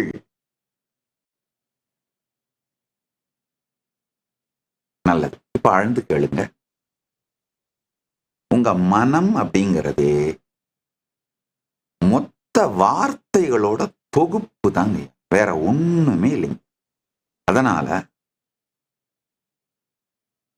மனத்தை நீங்கன்னு பிடிச்சுக்கிட்டு மாயைக்குள் இருக்காதீர்கள். நல்லா புரிஞ்சுக்கோங்க. உங்க மனம், உங்க மனசு, உங்க மூளைக்குள்ள, உங்களுக்குள்ள ஓடிக்கிட்டே இருக்குல்ல, எப்பவும் நிக்காம எதையாவது சொல்லிக்கிட்டு, உங்களையே ஜட்ஜ் பண்ணிக்கிட்டு, மற்றவங்களை ஜட்ஜ் பண்ணிக்கிட்டு, செல்ஃப் நெகட்டிவ் டாக்கா உங்களுக்குள்ள நிறுத்த முடியாம ஓடிக்கிட்டே இருக்குல்ல, அது நீங்க இல்லைங்கயா. இதான் முதல்ல நீங்க புரிஞ்சுக்க வேண்டிய சத்தியம். அது நீங்க இல்ல. ரொம்ப விகாரமா, அருவருக்கத்தக்க விதத்துல உண்மைய சொல்லணும்னா, ஒரு மிட் லெவல் டவுன்ல பொதுக்க கூஸ்ல எப்படி பலவிதமா இருக்கோ அந்த மாதிரி சமூகத்தில் இருக்கிற மொத்த பேரும் உங்க தலை மேல பண்ணி வச்சுட்டு போனது தாங்க நீங்க உங்க மனம்னு நினைச்சிட்டு உட்கார்ந்துட்டு இருக்கீங்க. கொஞ்சம் விகாரமான உதாரணம், மன்னிச்சிருங்க. ஆனா உண்மை இதுதான். இத சொன்னா தான் உங்களுக்கு ஐயோ, உங்களுதே எப்படி நாருன்னு உங்களுக்கு தெரியும். உங்கள் நரல் கூட இல்லைங்கயா. பொதுக்க கூசுல போறவன் வர்றவெல்லாம் ஊர் முழுக்க பெஞ்ச நரல, ஐயோ நினைச்சாலே நாத்தடிக்குதே. அத தலை மேல சுமந்துகிட்டு நீங்கன்னு வேற நினைச்சிட்டு இருக்கீங்களேங்கய்யா.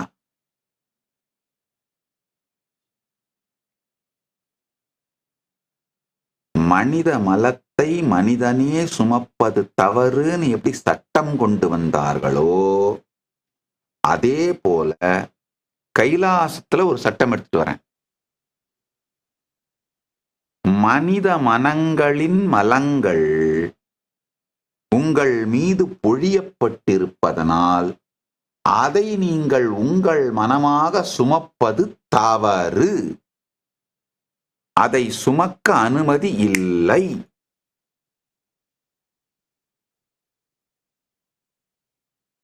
மனித மலங்கள் சுமப்பதை விட கொடூரமானது மனித மனங்கள் ஆன மலங்களை சுமப்பது. மனித மனங்களை சுமப்பவர்கள் கூட ஒரு அந்த வேலை செய்யற 2-3 மணி நேரம் சுமந்து ஓரமா வச்சுட்டு நிம்மதியாயிடுவாங்க. ஆனா மனித மன மலங்களை சுமந்து கொண்டிருக்கும் நீங்கள் வாழ்நாள் முழுக்க சுமந்து அதிலிருந்துதான் எல்லா நாத்தமும் வருதுன்னு தெரியாம சுமந்துகிட்டு, ஐயோ இதை நான் ஏஐல போட்டு விஷுவலா காட்ட விரும்பல. ஆனா நீங்களே ஏஐல போய் போட்டு அப்படியே விஷுவலா பார்த்துக்கோங்க தயவு செஞ்சு. வேணா நேத்து ட்ரம்ப் ஒரு வீடியோ ஷேர் பண்ணியிருக்கார். அதாவது பிளைட்ல இருந்து மொத்த மலத்தையும் மக்கள் மேல கொட்டுற மாதிரி. அது அவர் என்ன கருத்துக்காக ஷேர் பண்ணாரோ எனக்கு தெரியாது. அதை நான் பற்றி விமர்சிக்கவோ அதை பற்றி நான் கருத்து சொல்லவோ வரல. அந்த வீடியோவை மட்டும் சொல்றேன். அதே மாதிரி தான் நீங்களே ஒரு ஏஐ வீடியோ பண்ணி பார்த்துக்கோங்கய்யா.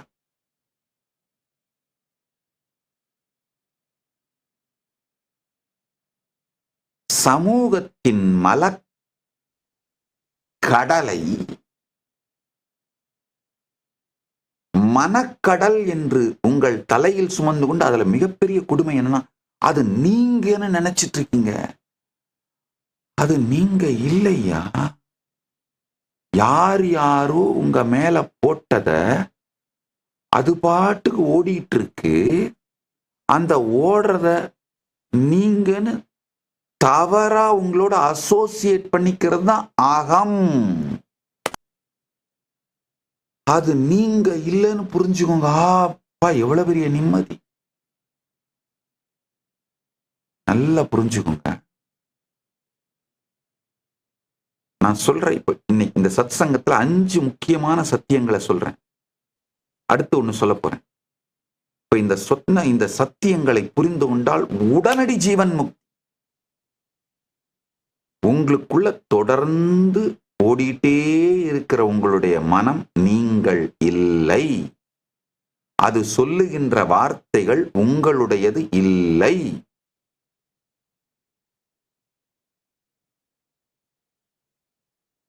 ஒரு சில நிமிடங்கள் உங்களால சுவாசத்தை நிறுத்த கட்டுப்படுத்த முடியும் அப்படிங்கறதுனாலேயே சுவாசம் உங்களுது இல்ல, அது பாட்டு தான் ஓடிட்டு இருக்கு.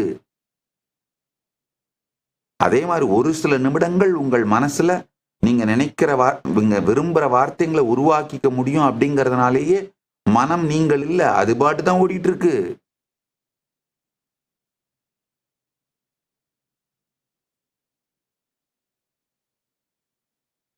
இத புரிஞ்சுக்கிட்டீங்கனாலே உங்களுடைய மனம் என்கின்ற சமூக மலத்தின் மீது உங்களுக்கு இருக்கிற பொருந்தா காமம். இப்போ ஒரு இளைஞனும் இளம்பெண்ணும் ஒருவருக்கு ஒருவரை நேசித்து காம வயப்பட்டு காதல் வயப்பட்டு அது கூட ஒரு பொருந்தும் காமம் இல்லையா. இங்க ஆனா உங்களுக்கும் உங்க மனதுக்கும் இருக்கின்ற உறவு பொருந்தா காமம்.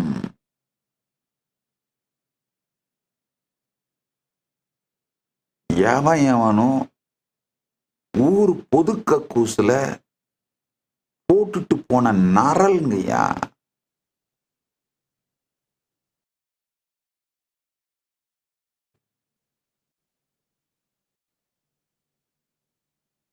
கவர்மெண்ட் பஸ் ஸ்டாண்டு எல்லாரும் பார்த்துருப்பீங்க. அதோட கவர்மெண்ட் பஸ் ஸ்டாண்டும் பஸ் ஸ்டாண்டு பொது கழிப்பிடமும் கட்டண கழிப்பிடம் கிடையாது. கட்டண கழிப்பிடம் கொஞ்சம் கிளீனா வச்சிருப்பாங்க. பொது கழிப்பிடம் கட்டணம் இல்லாத அந்த பொது கழிப்பிடம் அதுவும் திருமணமும் ஒண்ணு. ரெண்டுலயுமே உள்ள இருக்கவன் எப்படா வெளியில வரணும்னு பாக்குறான், வெளியில போவோன்னு பாக்குறான். வெளியில இருக்கவன் எப்படா உள்ள போக முடியும்னு பாக்குறான். வெளியில இருக்கவன் வயித்த முட்டிக்கிட்டு எப்படா உள்ள போக முடியும்னு பாக்குறான். உள்ள இருக்கவன் எப்படா முடிச்சிட்டு வெளியில போக முடியும்னு பாக்குறான். மனம் அப்படித்தாங்கய்யா.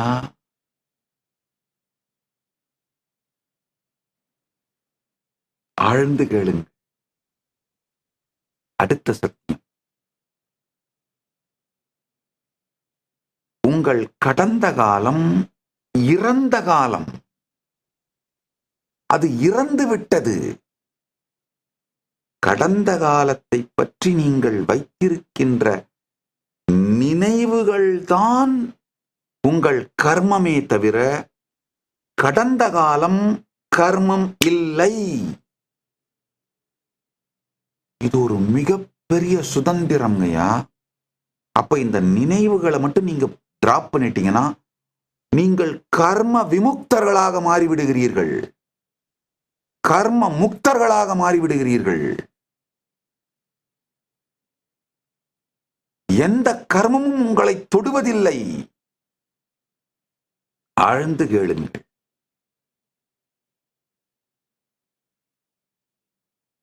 கடந்த காலம் இறந்த காலம். தமிழ் அதனால்தான் அருமையான வார்த்தை இறந்த காலம்யா. எந்த கர்மமுமே உங்களை பாதிப்பதில்லை. நீங்க கடந்ததிலிருந்து நினைவுல எடுத்துட்டு வந்த நிகழ்காலத்துல வைக்கின்ற நிகழ்காலத்தில் வைத்து நீங்களாகவே உயிர் கொடுக்கின்ற கர்மங்கள் மட்டும்தான் உங்களை பாதிக்கின்றது. நிகழ்காலத்தில் வைத்து உயிர் கொடுப்பதை நிறுத்துங்கள். அந்த கர்மம் உங்களை பாதிப்பதில்லை. நான் சொல்லும் வார்த்தைக்கு நான் பொறுப்பு. பரமசிவ பரம்பொருள் சாட்சியாக, சுப்பிரமணிய பெருமான் சாட்சியாக சொல்லுகின்றேன். கடந்த காலம், இறந்த காலம், கடந்த காலத்தில் நிகழ்ந்தவைகளை, நீங்கள் செய்தவைகள், உங்களால் செய்ய வைக்கப்பட்டவைகள், நடந்தவைகள், இதை பற்றிய நினைவை நிகழ்காலத்திற்கு கொண்டு வந்தீர்களானால், அதன் நிகழ்காலத்தில் கொண்டு வந்து அதற்கு உயிர் கொடுக்கும் பொழுது மட்டும்தான் அந்த கர்மம் உங்களை பாதிக்கின்றதே தவிர, நிகழ்காலத்திற்கு கொண்டு வராத, நிகழ்கால நினைவிற்குள் நீங்கள் கொண்டு வராத எந்த கர்மமும் உங்களை பாதிப்பதில்லை. நல்லா புரிஞ்சுக்கோங்க. இப்ப நீங்க இருக்கிற உங்களுடைய இந்த ஃபோக்கல் பாயிண்ட் உங்களை ஒரு டெலஸ்கோப் மாதிரி ஃபீல் பண்ணீங்கன்னா, பிரபஞ்சத்தோட எந்த மூலையை பார்க்கணும்னாலும் அந்த டெலஸ்கோப்ல தான் பார்க்க முடியும். இந்த டெலஸ்கோப் மொத்தமா என்ன, ஒரு உலகத்தோட மிகப்பெரிய டெலஸ்கோப்பே ஒரு 2 கிலோமீட்டர் வைடு தான் இருக்கு. ஹபிள் டெலஸ்கோப் இப்போ சைனா பில்ட் பண்ணியிருக்காங்க. இதுவே அதிகபட்சமா 2 கிலோமீட்டர் வைடு தான், விட்டு தான் இருக்கு. உங்களை அந்த டெலஸ்கோப் மாதிரி ஃபீல் பண்ணுங்க.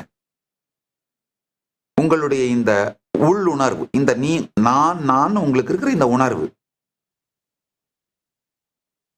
எந்த அனுபவமாக இருந்தால், கடந்த காலமாக இருந்தால், நிகழ்காலமாக இருந்தால், எதிர்காலமாக இருந்தாலும், இதுல தான் நீங்க அனுபவிக்கணும். எந்த கிரகம், எந்த கோள், எத்தனை கோடி ஒளி வருடங்கள் தூரம் கடந்து இருக்கின்ற ஒன்ன பார்க்கணும்னால இந்த 2 கிலோமீட்டர் விட்டு இந்த டெலஸ்கோப் உள்ள மட்டும் தான் பார்க்க முடியும். அது மாதிரி மகா கைலாசத்தையே அனுபவிக்கணும்னாலும் இப்போ உங்களுக்கு இப்போ இருக்கிற இந்த உணர்வு, இந்த ஃபோக்கல் பாயிண்ட்ல தான் அது அனுபவமாகும். பாதாள அனுபவமா இருந்தாலும் இதுல தான் அனுபவமாகும். அத்தல, சுத்தல, வித்தல, தலாத்தல, இந்த எல்லா லோகங்களானாலும், பூர், புவ, சுவ, மக, ஜன, தப, எந்த லோகமானாலும் நல்லா கேட்டுக்கோங்க. பாதாளம், ரசாதளம், மகாதளம், தலாதளம், சுதலம், விதலம், அதலம், இதெல்லாம் கீழ்லோகங்கள். பூ, நாம இருக்கிற லோகம். புவ, சுவ, இதெல்லாம் மேல், நமக்கு மேல இருக்கிறது.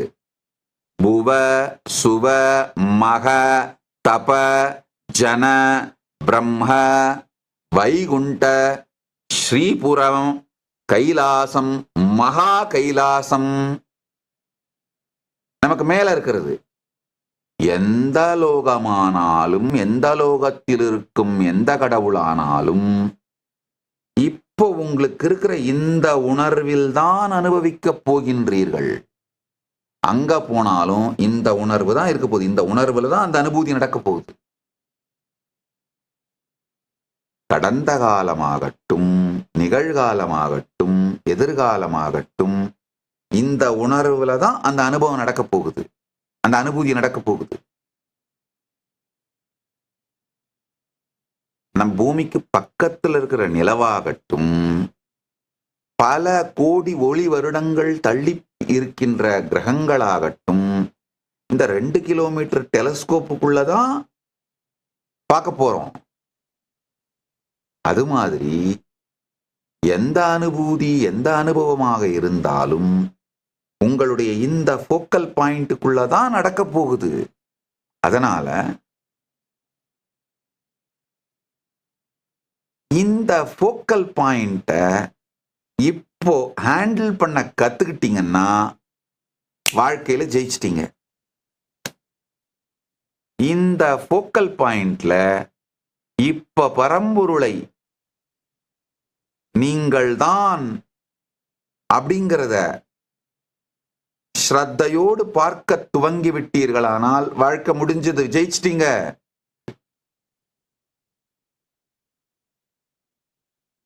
நான் வேற வேற வேற வேற வார்த்தைகளை எல்லாம் வச்சு மெதுவா உங்களுக்கு புரியிற மாதிரி நாள் கணக்கா சொல்லிட்டு இருந்தனாலும் சத்தியம் இவ்வளவுதாங்கய்யா. ரொம்ப ரீசெண்டா ஒருத்தர் கைலாசத்துக்கு வந்து பிரம்மச்சரியம் எடுத்தார். அவர் என்கிட்ட கேட்ட கேள்வி,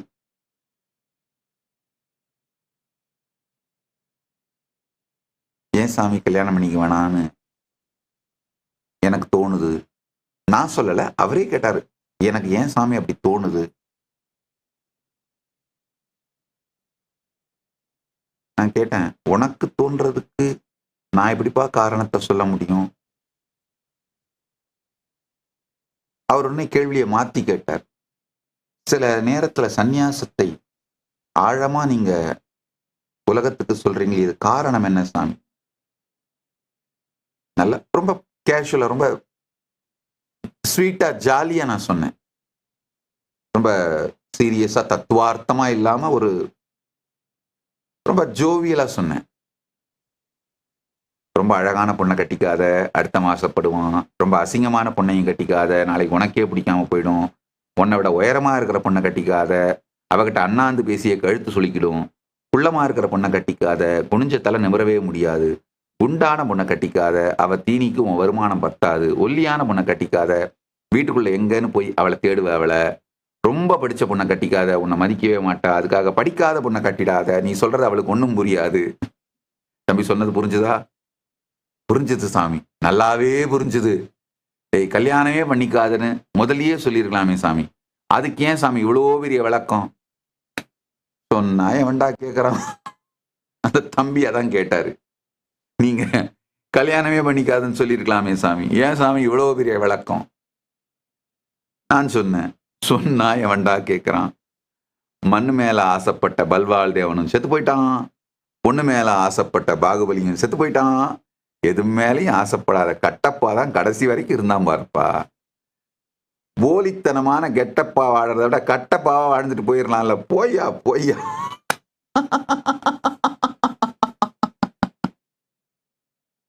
ரொம்ப கேஷுவலா நான் சொன்னேன். ஆக்சுவலா ரொம்ப தனிப்பட்ட விதத்துல நான் என்னுடைய சீடர்கள் அன்பர்களோட உட்கார்ந்து பேசும் பொழுதெல்லாம் ரொம்ப பெரிய சத்தியங்கள், பரம சத்தியங்களை பத்தி எல்லாம் ஜாஸ்தி பேச மாட்டேன். ரொம்ப கேஷுவலா, சாதாரணமா, ஜோக் மூலமா, நகைச்சுவைகள் மூலமா, துணுக்குகள் மூலமா, ஒரு சிம்பிளான வார்த்தைகள் மூலமா தான் சத்தியங்களை புரிய வச்சிருவேன்.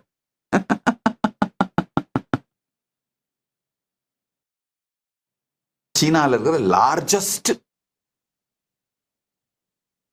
டெலஸ்கோப், அதோட டயாமீட்டர் 500 மீட்டர் தாங்கய்யா. மேக்சிமம் நான் வந்து 2 கிலோமீட்டர் ஏன் சொன்னா, எக்ஸ்டென்ஷன்ஸ் இப்போ ஃபிக்ஸ் பண்ணிட்டு இருக்காங்க, எக்ஸ்டெண்டடா பிளான் பண்ணிட்டு இருக்காங்க. அடுத்து ஒரு 3 ஆண்டுகளுக்கு பிறகு இனாகிரேட் பண்ற மாதிரி ஒன்று கட்டிட்டு இருக்காங்க, கன்ஸ்ட்ரக்ட் பண்ணிட்டு இருக்காங்க. அதோட டயாமீட்டர் வந்து 2 கிலோமீட்டரு. இப்போ ஃபங்க்ஷனலா இருக்கிறது வெறும் 500 மீட்டர் தாங்கய்யா. ஸோ எத்தனை கோடி ஒளியாண்டுகள்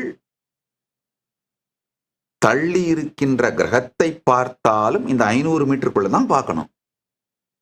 அது மாதிரிதான் எந்த அனுபவமானாலும் சரி,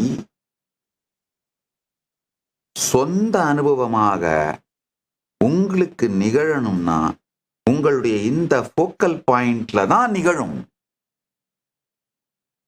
அதனால இந்த ஃபோக்கல் பாயிண்ட்ல இப்போ இருக்கிற இந்த ஃபோக்கல் பாயிண்ட கான்ஷியஸா, உயிர்ப்போடு பரமசத்தியத்தை இந்த ஃபோக்கல் பாயிண்ட்ல வச்சு பரமசத்தியத்தை வாழத் துவங்கினீர்களானால் வாழ்க்கையில ஜெயிச்சிட்டீங்க. வேற ஒன்னும் தேவையில்லைங்கயா. ஓ, இந்த பரமசத்தியத்தை நான் எப்பவும் நினைக்கணுமே, மறந்து போயிடுவேனே அப்படின்னு மறந்து போயிடுவேன்னு நீங்க கவலைப்படுறது எதிர்காலத்தை பத்தி இல்லாத ஒன்றத்தை இப்ப எடுத்துட்டு வந்து இப்ப இந்த நிகழ்காலத்தில் அதை அனுபவமாக்குகின்றீர்கள். ஏன் உங்களை நீங்களே மூலச்செலவு பண்றீங்க? மறந்து போயிடுவீங்கன்னு இப்ப நினைக்கிறீங்கல்ல, எதிர்காலமும் இப்பொழுதாகத்தானே வரப்போகுது. அப்ப நினைக்க போறீங்க, அவ்வளவுதான். ஒருத்தர் கமெண்ட் போட்டிருக்கீங்க, ஏன் தனியா உங்களோட பேசும்போது மட்டும் அவ்வளோ ஜோக்ஸ், கமெண்ட்ஸ், ஸ்டோரிஸா சொல்றீங்க? பொது வெளியில ரொம்ப ஆழமான தத்துவங்களையும் சித்தாந்தங்களையும் பேசும்பொழுது ஏன் பொது வெளியில அந்த மாதிரி சொல்ல மாட்டேங்கிறீங்க, ஜோக்ஸா சொல்ல மாட்டேங்கிறீங்கன்னு கேட்குறீங்க. ஐயா, முதல்லலாம் பொது வெளியிலையும் நிறைய ஜோக்ஸாவும் கமெண்ட்ஸாவும் தான் சொல்லிட்டு இருப்பேன். நான் இந்த சென்னை வெள்ளத்தை பத்தி இந்தியாவில் இருக்கும் பொழுது பேசின ஒரு வீடியோ, அதாவது தலைவர்கள் மாறிக்கிட்டே இருக்காங்க, ஆனா வெள்ளத்தினால் வருகின்ற பிரச்சனை தீரலை அப்படிங்கிறத பத்தி நான் பல ஆண்டுகளுக்கு முன்னாடி இந்தியாவில் இருக்கும்போது பேசினேன். அதாவது காரணம் என்னன்னா, தண்ணியோட வீட்டுல நாம வீடு கட்டினதுனால தண்ணி நம்ம வீட்டுக்குள்ள வீடு கட்டுது அப்படின்னு சொல்லியிருந்தேன். இன்னமும் சென்னை வெள்ளம் வந்தா யாராவது ஒருத்தர் இந்த வீடியோ எடுத்து கட் பண்ணி மீம்ஸா போட்டு விட்டுறாங்க. அது நான் ஏதோ இப்ப பேசின மாதிரி இப்ப இருக்கிறவங்க என் மீது கோபத்தை திருப்பக்கூடாதுன்ற இந்த ஒரு பெரிய பிரச்சனை இருக்குங்கய்யா. அதனாலதான் அனாவசியமா எந்த உள்நாட்டு விவகாரங்களை பற்றியும் நான் கருத்து சொல்லக்கூடாது, கருத்து சொல்ல மாட்டேன். தார்மீகமா இதுதான் சரி. இந்த சென்னை வெள்ளம் பத்தி நான் பேசின வீடியோ எப்பவோ பேசினது.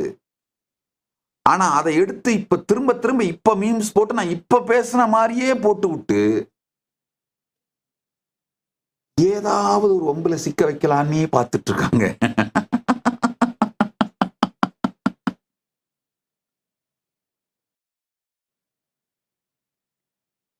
சரி, நம்மளை பிடிக்காதவங்க விரோதிங்க போட்டா கூட பரவாயில்ல, நம்ம பக்தர்களையே அதே வீடியோ எடுத்து போடுறது. இப்போ சென்னையில மழை கொட்டுன்னு கொட்டிட்டு இருக்கு, வெள்ளம் வருது பாருங்க. இந்த வெள்ளம் வந்த உடனே ஃபர்ஸ்ட் இந்த மீம்ஸ் தான் வரும். வெள்ளத்தோடு சேர்ந்து வர்ற மீம்ஸ் மாதிரி வரும்.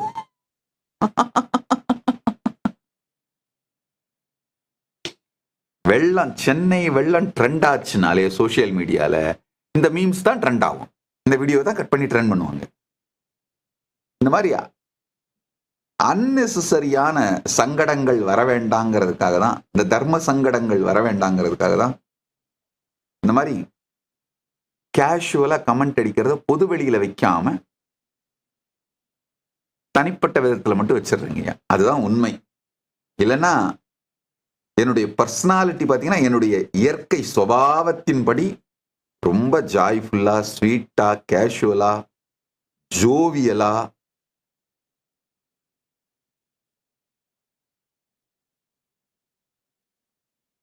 நிறைந்த ஒரு முழுமையான நிறைவான ஒரு உணர்வோடு தான் எப்பவும் வாழ்வங்கய்யா. அதுதான் சத்தியம், அதுதான் வாழ்க்கைங்கய்யா.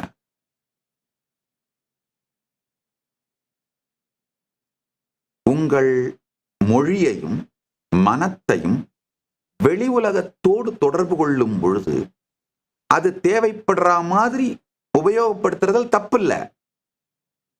உள்ளுக்குள்ள நீங்கள் அது இல்லை என்கிற தெளிவை மட்டும் வைத்திருங்கள். அதாவது நீங்கள் அல்லாத உங்கள் மனத்தை நீங்கள்னு சொந்தம் கொண்டாடுவதற்கு பேர் தான் ஆகம். இங்க அருணகிரிநாத பெருமான் ஆகம்னு சொல்ற, அகம்ன்ற வார்த்தையால் அதைத்தான் சொல்றாரு. அகம்னு அருணகிரிநாத பெருமான் சொல்ற வார்த்தைக்கு அதுதான் பொருள்.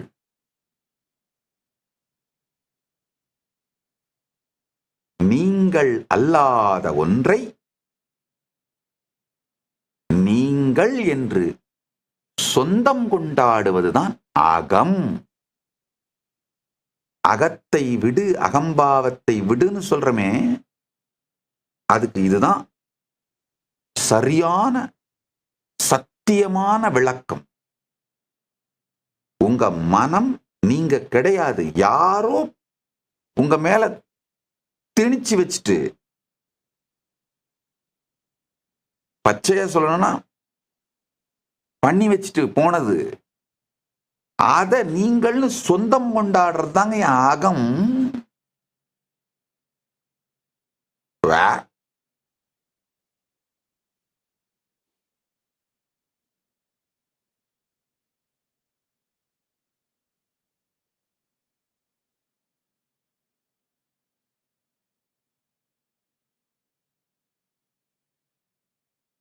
இத ஏஐல போட்டு ஒரு அழகான ஏஐ பிக்சரா டெவலப் பண்ணி, அதாவது சமூகம் எல்லாம் மொத்தமா சேர்ந்து பண்ணி வச்சுதான் உங்க தலை மேல உங்க மனம்னு நீங்க சுமந்துட்டு இருக்கீங்க அப்படிங்கறத புரிகிற மாதிரி பண்ணி பெட்ரூம்ல ஒட்டி வச்சுக்கோங்க. அதை பார்க்கும் போதெல்லாம் உங்களுக்கு வரணும், ஏய் கரெக்டு, இந்த மனமும் மனம் கொடுக்கும் துயரமும் உளைச்சலும் துக்கமும் இதனுடைய ஓட்டமும் ஆட்டமும் பாட்டமும் பேயாட்டம். ஓம் ஆழ்ந்து கேளுங்கள். இதுவரைக்கும் ஒரு மனிதர் கூட இந்த உலகத்திலே கடந்த காலத்தை அனுபவித்ததும் கிடையாது, எதிர்காலத்தை வாழ்ந்ததும் கிடையாது. கடந்த காலம் எதிர்காலத்தையும் கூட நிகழ்காலத்தில் தான் வாழ்கிறீர்கள். அதுவும் வாழறது கூட கிடையாதுங்க, சிந்தித்து பார்க்கிறீர்கள், அவ்வளவுதான். காலையிலிருந்து ராத்திரி வரைக்கும் நீங்கள் விழித்ததிலிருந்து நித்திரைக்குள் மூழ்கும் வரை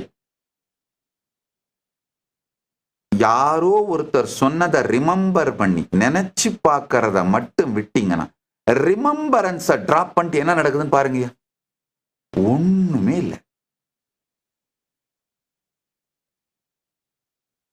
ஜெகம், ஈஸ்வரன், ஜீவன், இந்த மூணுமே உங்க ரிமெம்பரன்ஸ் ஹேபிட், அவ்வளவுதாங்கய்யா. நினைக்கும் பழக்கமே உங்களுடைய ஜீவன், உங்களுடைய ஜெகத், உங்களுடைய ஈஸ்வரன் மூணும். அருணகிரிநாத பெருமான் அடுத்த பாடல்ல தான் சொல்றாரு, முருகன் தனிவேல் முனினம் குரு என்று அருள் கொண்டு அறியார் அறியும் தரமோ ஊறு அன்று ஆறு அன்று உளது அன்று இலது அன்று இருள் அன்று ஒளி அன்று என நின்றதுவே. நீங்க ஈஸ்வரன் வச்சிட்டு இருக்கிற அந்த கான்செப்ட் கூட ஈஸ்வர அனுபூதிக்கு தடை.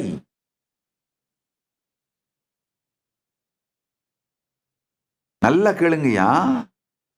முருகன் தனிவேல் முனி நம் குரு என்று அருள் கொண்டு அறியார் அறியும் தரமோ ஊறு அன்று ஆறு அன்று உளதன்று இலதன்று இருள் அன்று ஒளி அன்று என நின்றதுவே.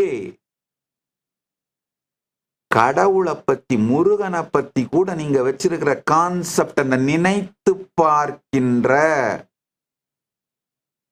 எண்ண ஓட்ட மன ஓட்ட தொகுப்பினால் நீங்கள் வைத்திருக்கின்ற கருத்தை விடுங்கள். ஜீவன், ஈஸ்வரன், ஜெகத், இந்த மூன்றை பற்றிய உங்களுடைய அனுபவமே உங்கள் நினைத்து பார்க்கிற ஹேபிட், அவ்வளவுதாங்கய்யா. உண்மையில பாத்தீங்கன்னா உங்க மொத்த ரியாலிட்டியுமே உங்க ஹேபிட்டுங்க, அவ்வளவுதாங்க. உங்க உடம்பு என்ன, உங்களுடைய ஹேபிட்டோட தொகுப்பு. ஹேபிட்டை மாத்தினா உடம்பு மாறும். உங்க மனம் என்ன, உங்க ஹேபிட்டோட தொகுப்பு, அவ்வளவுதான். ஹேபிட்டை மாத்தினீங்கன்னா மனசு மாறிடும். உங்களுடைய வாழ்வில் நீங்கள் அனுபவிக்கின்ற ஜீவன், நீங்க ஈஸ்வரன், உங்களுடைய கடவுள், ஜெகம், ஜெகம் உங்களுடைய உலகம், இந்த மூணுமே உங்களுடைய ரிமம்பரன்ஸ் ஹேபிட்டுங்க. நினைக்கும் பழக்கம், அவ்வளவுதான். இதை விட்டுட்டு, இந்த நினைக்கும் பழக்கத்தை விட்டுட்டு அப்படியே உட்காருங்க. ரொம்ப அழகா சொல்றார் அருணகிரிநாத பெருமான். முருகன் தனிவேல் முனினம் குரு என்று அருள் கொண்டு அறியார் அறியும் தரமோ. ஊரு அன்று ஆறு அன்று உளதன்று இளதன்று இருள் அன்று ஒளி அன்று என நின்றதுவே. 13வது பாடல்ல சொல்றாரு. கொஞ்சம் ஜம்ப் பண்ணி 13வது பாடலுக்கு போனா பரவாயில்ல, அது அந்த சத்தியம் உங்களுக்கு சொல்ல வேண்டும்ங்கிறதுனால 13வது பாடலை எடுத்து கோட் பண்றேன். நான் இங்க வரிசையா போகலைங்கய்யா. அந்த சத்தியங்களுக்கு ஏற்றார் போல, உங்களுக்கு புரிய வேண்டிய சத்தியங்களுக்கு ஏற்றார் போல எடுத்து கையாளுறேன். ஆழ்ந்து கேளுங்க. ரிமம்பரிங் ஹேபிட்டை விட்டுட்டு உட்காருங்க. என்ன நடக்குதுன்னு பாருங்க. ரிமம்பரிங் ஹேபிட்டை, நினைக்கும் பழக்கம் விட்டு அமர. ஏன்னா நினைக்கும் பழக்கம் உங்களுடையது அல்ல, உங்கள் மீது திணிக்கப்பட்டதுன்ற வார்த்தை கூட டீசென்டான வார்த்தை, நாகரிகமான வார்த்தை. அந்த நாகரிகமான வார்த்தையை நான் கையாள விரும்பவில்லை. உங்கள் மீது பட்டது, உங்கள் மீது கழிக்கப்பட்டது. நினைக்கும் பழக்கம் உங்கள் மீது கழிக்கப்பட்டது,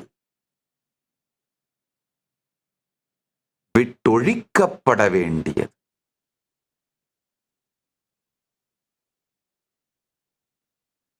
உரு அன்று, உருவம் இல்லாதது எந்த உருவமும் கிடையாது. ஆறு அன்று, அருவமும் கிடையாது. அருவம்னா ஏதோ அப்படியே பெரிய பரந்த வெளி, ஆகாசத்தை நட்சத்திரங்கள்லாம் இருக்கு, அதை நினைச்சிட்டு உட்கார்ந்துட்டீங்க. அதுவும் கூட அருவம் கிடையாது. அருவத்தை பற்றி நீங்கள் வைக்கின்ற எண்ண ஓட்டம். அதனாலதான் இந்த அருவ தியானம் பண்றவங்க எல்லாம் பாத்தீங்கன்னா டிப்ரெஷன்ல போய் விழுந்துரும். அரு அன்று உளது அன்று இலது அன்று. இருக்கா? இருக்குன்னு சொல்ல முடியாது. காரணம் என்ன? உங்களுக்கு உங்களுடைய கருத்துப்படி இருப்பு அப்படிங்கிறத மிக குறை சத்தியமான கருத்து. இல்லையா? அப்ப இல்லைன்னு சொல்ல முடியாது. நாத்திகர்கள் சொல்றாங்களே கடவுள் இல்லை, அந்த இல்லை கிடையாது. உளதன்று இலதன்று இருள் அன்று. இருட்டா இருக்குமா? கிடையாது. ஒளி அன்றுன்னு சொல்றாருங்கய்யா. ஒரு படி மேல போய் ஒளி கூட கிடையாது. சும்மா அப்படியே ஒளியை, பெரும் பிரகாசத்தை தியானிக்கலாமா? ஒளியும் கிடையாது. இந்த எல்லாமாகவும் நினைச்சு பார்க்கிற பழக்கத்தை விட்டுட்டு உட்காரு.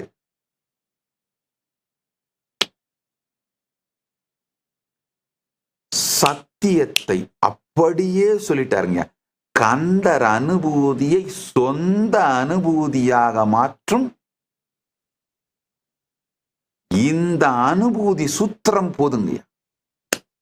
கந்தர் அனுபூதியை சொந்த அனுபூதியாக மாற்ற இந்த சூத்திரம் ஒண்ணு போதுங்கய்யா. இந்த சூத்திரம் போதும். ஆழ்ந்து கேளுங்கள்.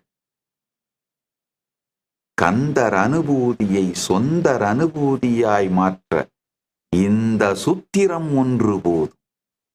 தினியான மனோ சிலை மீது உனதாள் அணியார் அரவிந்தம் அரும்புமதோ பனியா என வள்ளி பதம்பணியும் தனியா அதிமோகதயாவரனே. பள்ளியோடு இருந்தும் மோகத்தால் வீடிக்கப்படாத அதிமோகனாக இருக்கின்ற, மோகத்துக்கு அதிபதியாக இருக்கின்ற தயாபரணி, உணர்ச்சிகளோ மனமோ தவறில்லை. அது நீங்கள் என்று நினைத்து அது உங்கள் மீது இருப்பதுதான் தவறு. நீங்கள் அதன் மீது இருக்கும் வரை எதுவும் தவறில்லை. நீங்கள் அதன் மீது இருக்கும் வரை எதுவும் தவறில்லை. அழகா சொல்றார் பாருங்க, வள்ளி உங்கள் பதம் பணிகின்றாள். நீங்கள் அதிமோகனாக இருக்கின்றீர்கள். முருகப்பெருமானை வர்ணிக்கிறார் பாருங்க. அருணகிரிநாத பெருமான் தன்னை சுட்டும் பொழுது மடந்தையர், இவர் மடந்தையர் பின்னால் செல்லுகின்ற மனம் அற வேண்டும், அந்த ஜெகமாயை அழியணும்னு சொல்றாரு. முருகப்பெருமானை சொல்லும் பொழுது வள்ளி உனை பணிகின்றாள், நீ ஆனால் அதிமோகனாக இருக்கின்றாய், மோகங்கடந்தவனாக இருக்கின்றாய் தயாபரனே. அதாவது ஜீவனிடம் இல்லாததை ஈஸ்வரனிடம் இருக்கின்றதுங்கிற அந்த சத்தியத்தை காட்டுகின்றார். அதையும் தாண்டியதுதான் இப்ப நான் சொன்னது. மனப்பழக்கம் விட்டொழித்தல், மீண்டும் மீண்டும் நினைக்கும் பழக்கம் விடுதல், நினைத்து பார்க்கின்ற எல்லாமே அனுபவத்திற்கு தடை. நினைக்கும் எல்லாம் அனுபவ தடை. நினைத்து பார்க்கின்ற எல்லாமே அனுபூதிக்கு தடை. ஆழ்ந்து கேடுங்கள். கெடுவாய் மனனே கதிகேள், மனமே கெட்டொழி. கெடுவாய் நீ, நான் அல்ல. நான் என்று இவ்வளவு நாள் உன்னை பற்றி இருந்தது என் மடமை, மாடை, அகம். கெடுவாய் மனனே கதிகேள், சத்தியத்தை கேள். கதினா சத்தியம், பரமசத்தியம், பரமகதி,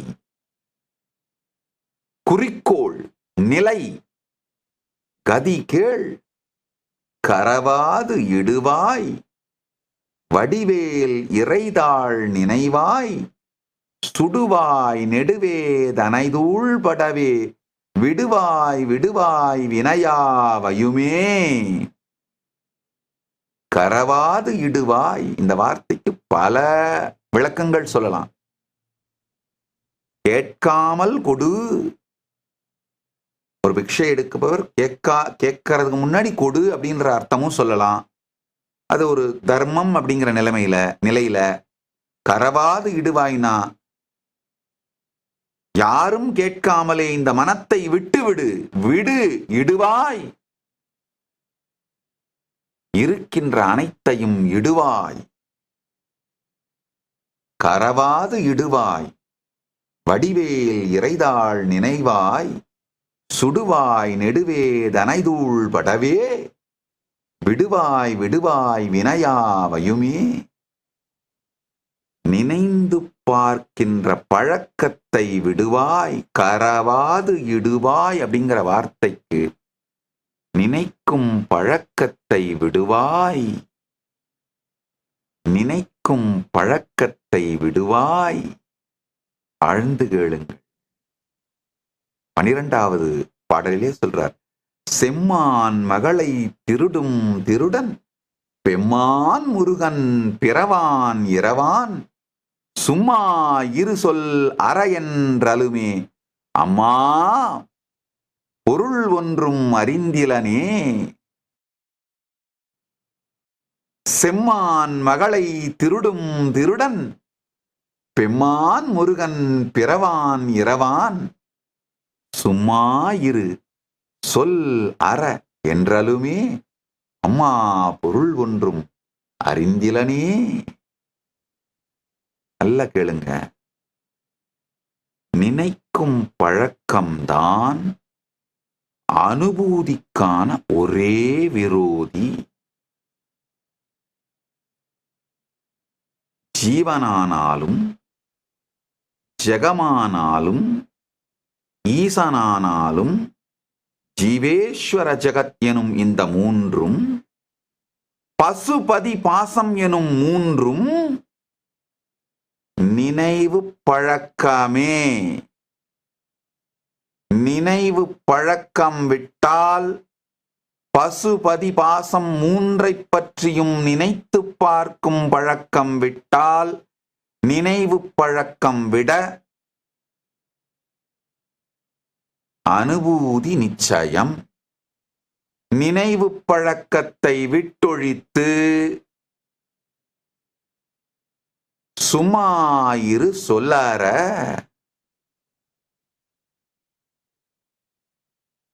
அனுபூதி நிச்சயம் அமரும் பதிகேள் அகம் ஆம் எனும் இப்பிமரம் கெட மெய்ப்பொருள் பேசியவா குமரன் கிரிராச குமாரி மகன் சமரம் பெருதான் அவனாசகனே.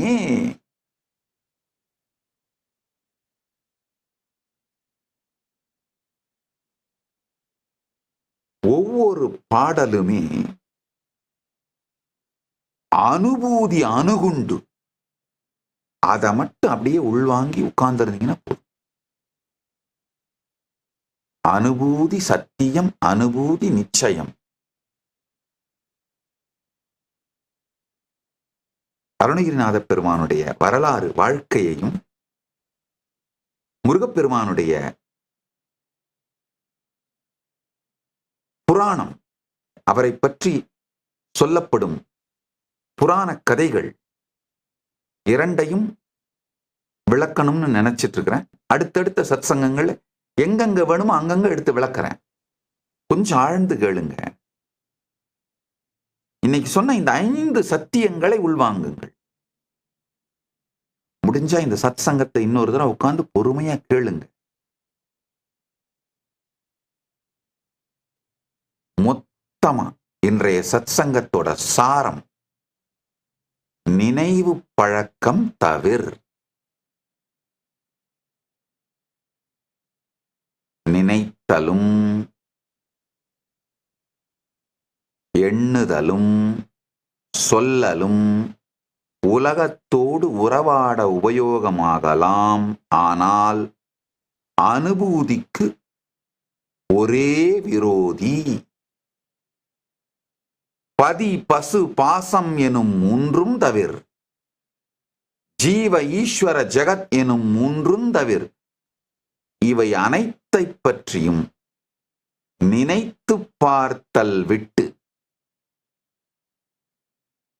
இந்த உலகம் சம்பந்தமான எல்லாமும், உங்களை பற்றிய எல்லாமும், ஈசனை பற்றிய எல்லாம், எல்லா நினைவுகளும் எல்லாமே இங்கயா நினைத்து பார்த்தல் தான். நீங்க என்னவோ இந்த உலகத்தை உங்களுக்கு நீங்க அனுபவிக்கிற மாதிரி நினைக்கிறீங்க, உங்களை நீங்க அனுபவிக்கிற மாதிரி நினைக்கிறீங்க, இந்த ஈசனை நீங்க அனுபவிக்கிற மாதிரி நினைக்கிறீங்க.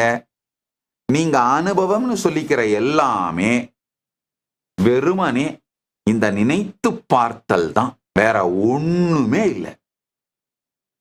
நினைத்து பார்க்கும் பழக்கம் விட்டு இரு. சும்மா இரு சொல்லற. இதுதான் இன்றைய சத்சங்கத்தின் சாரம்.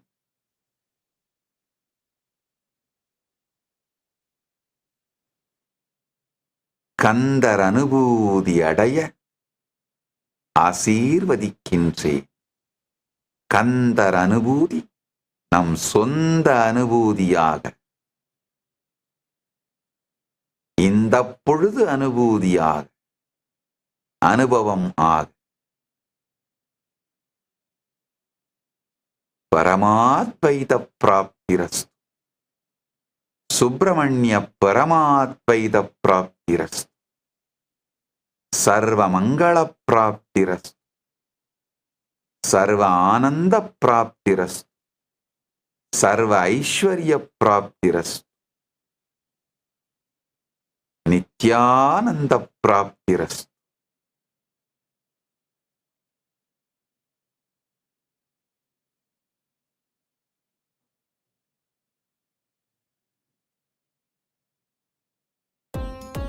Nityanandam, thank you for watching, and if you found the video enlightening, please give it a like, share it with your loved ones, and subscribe to stay connected with us.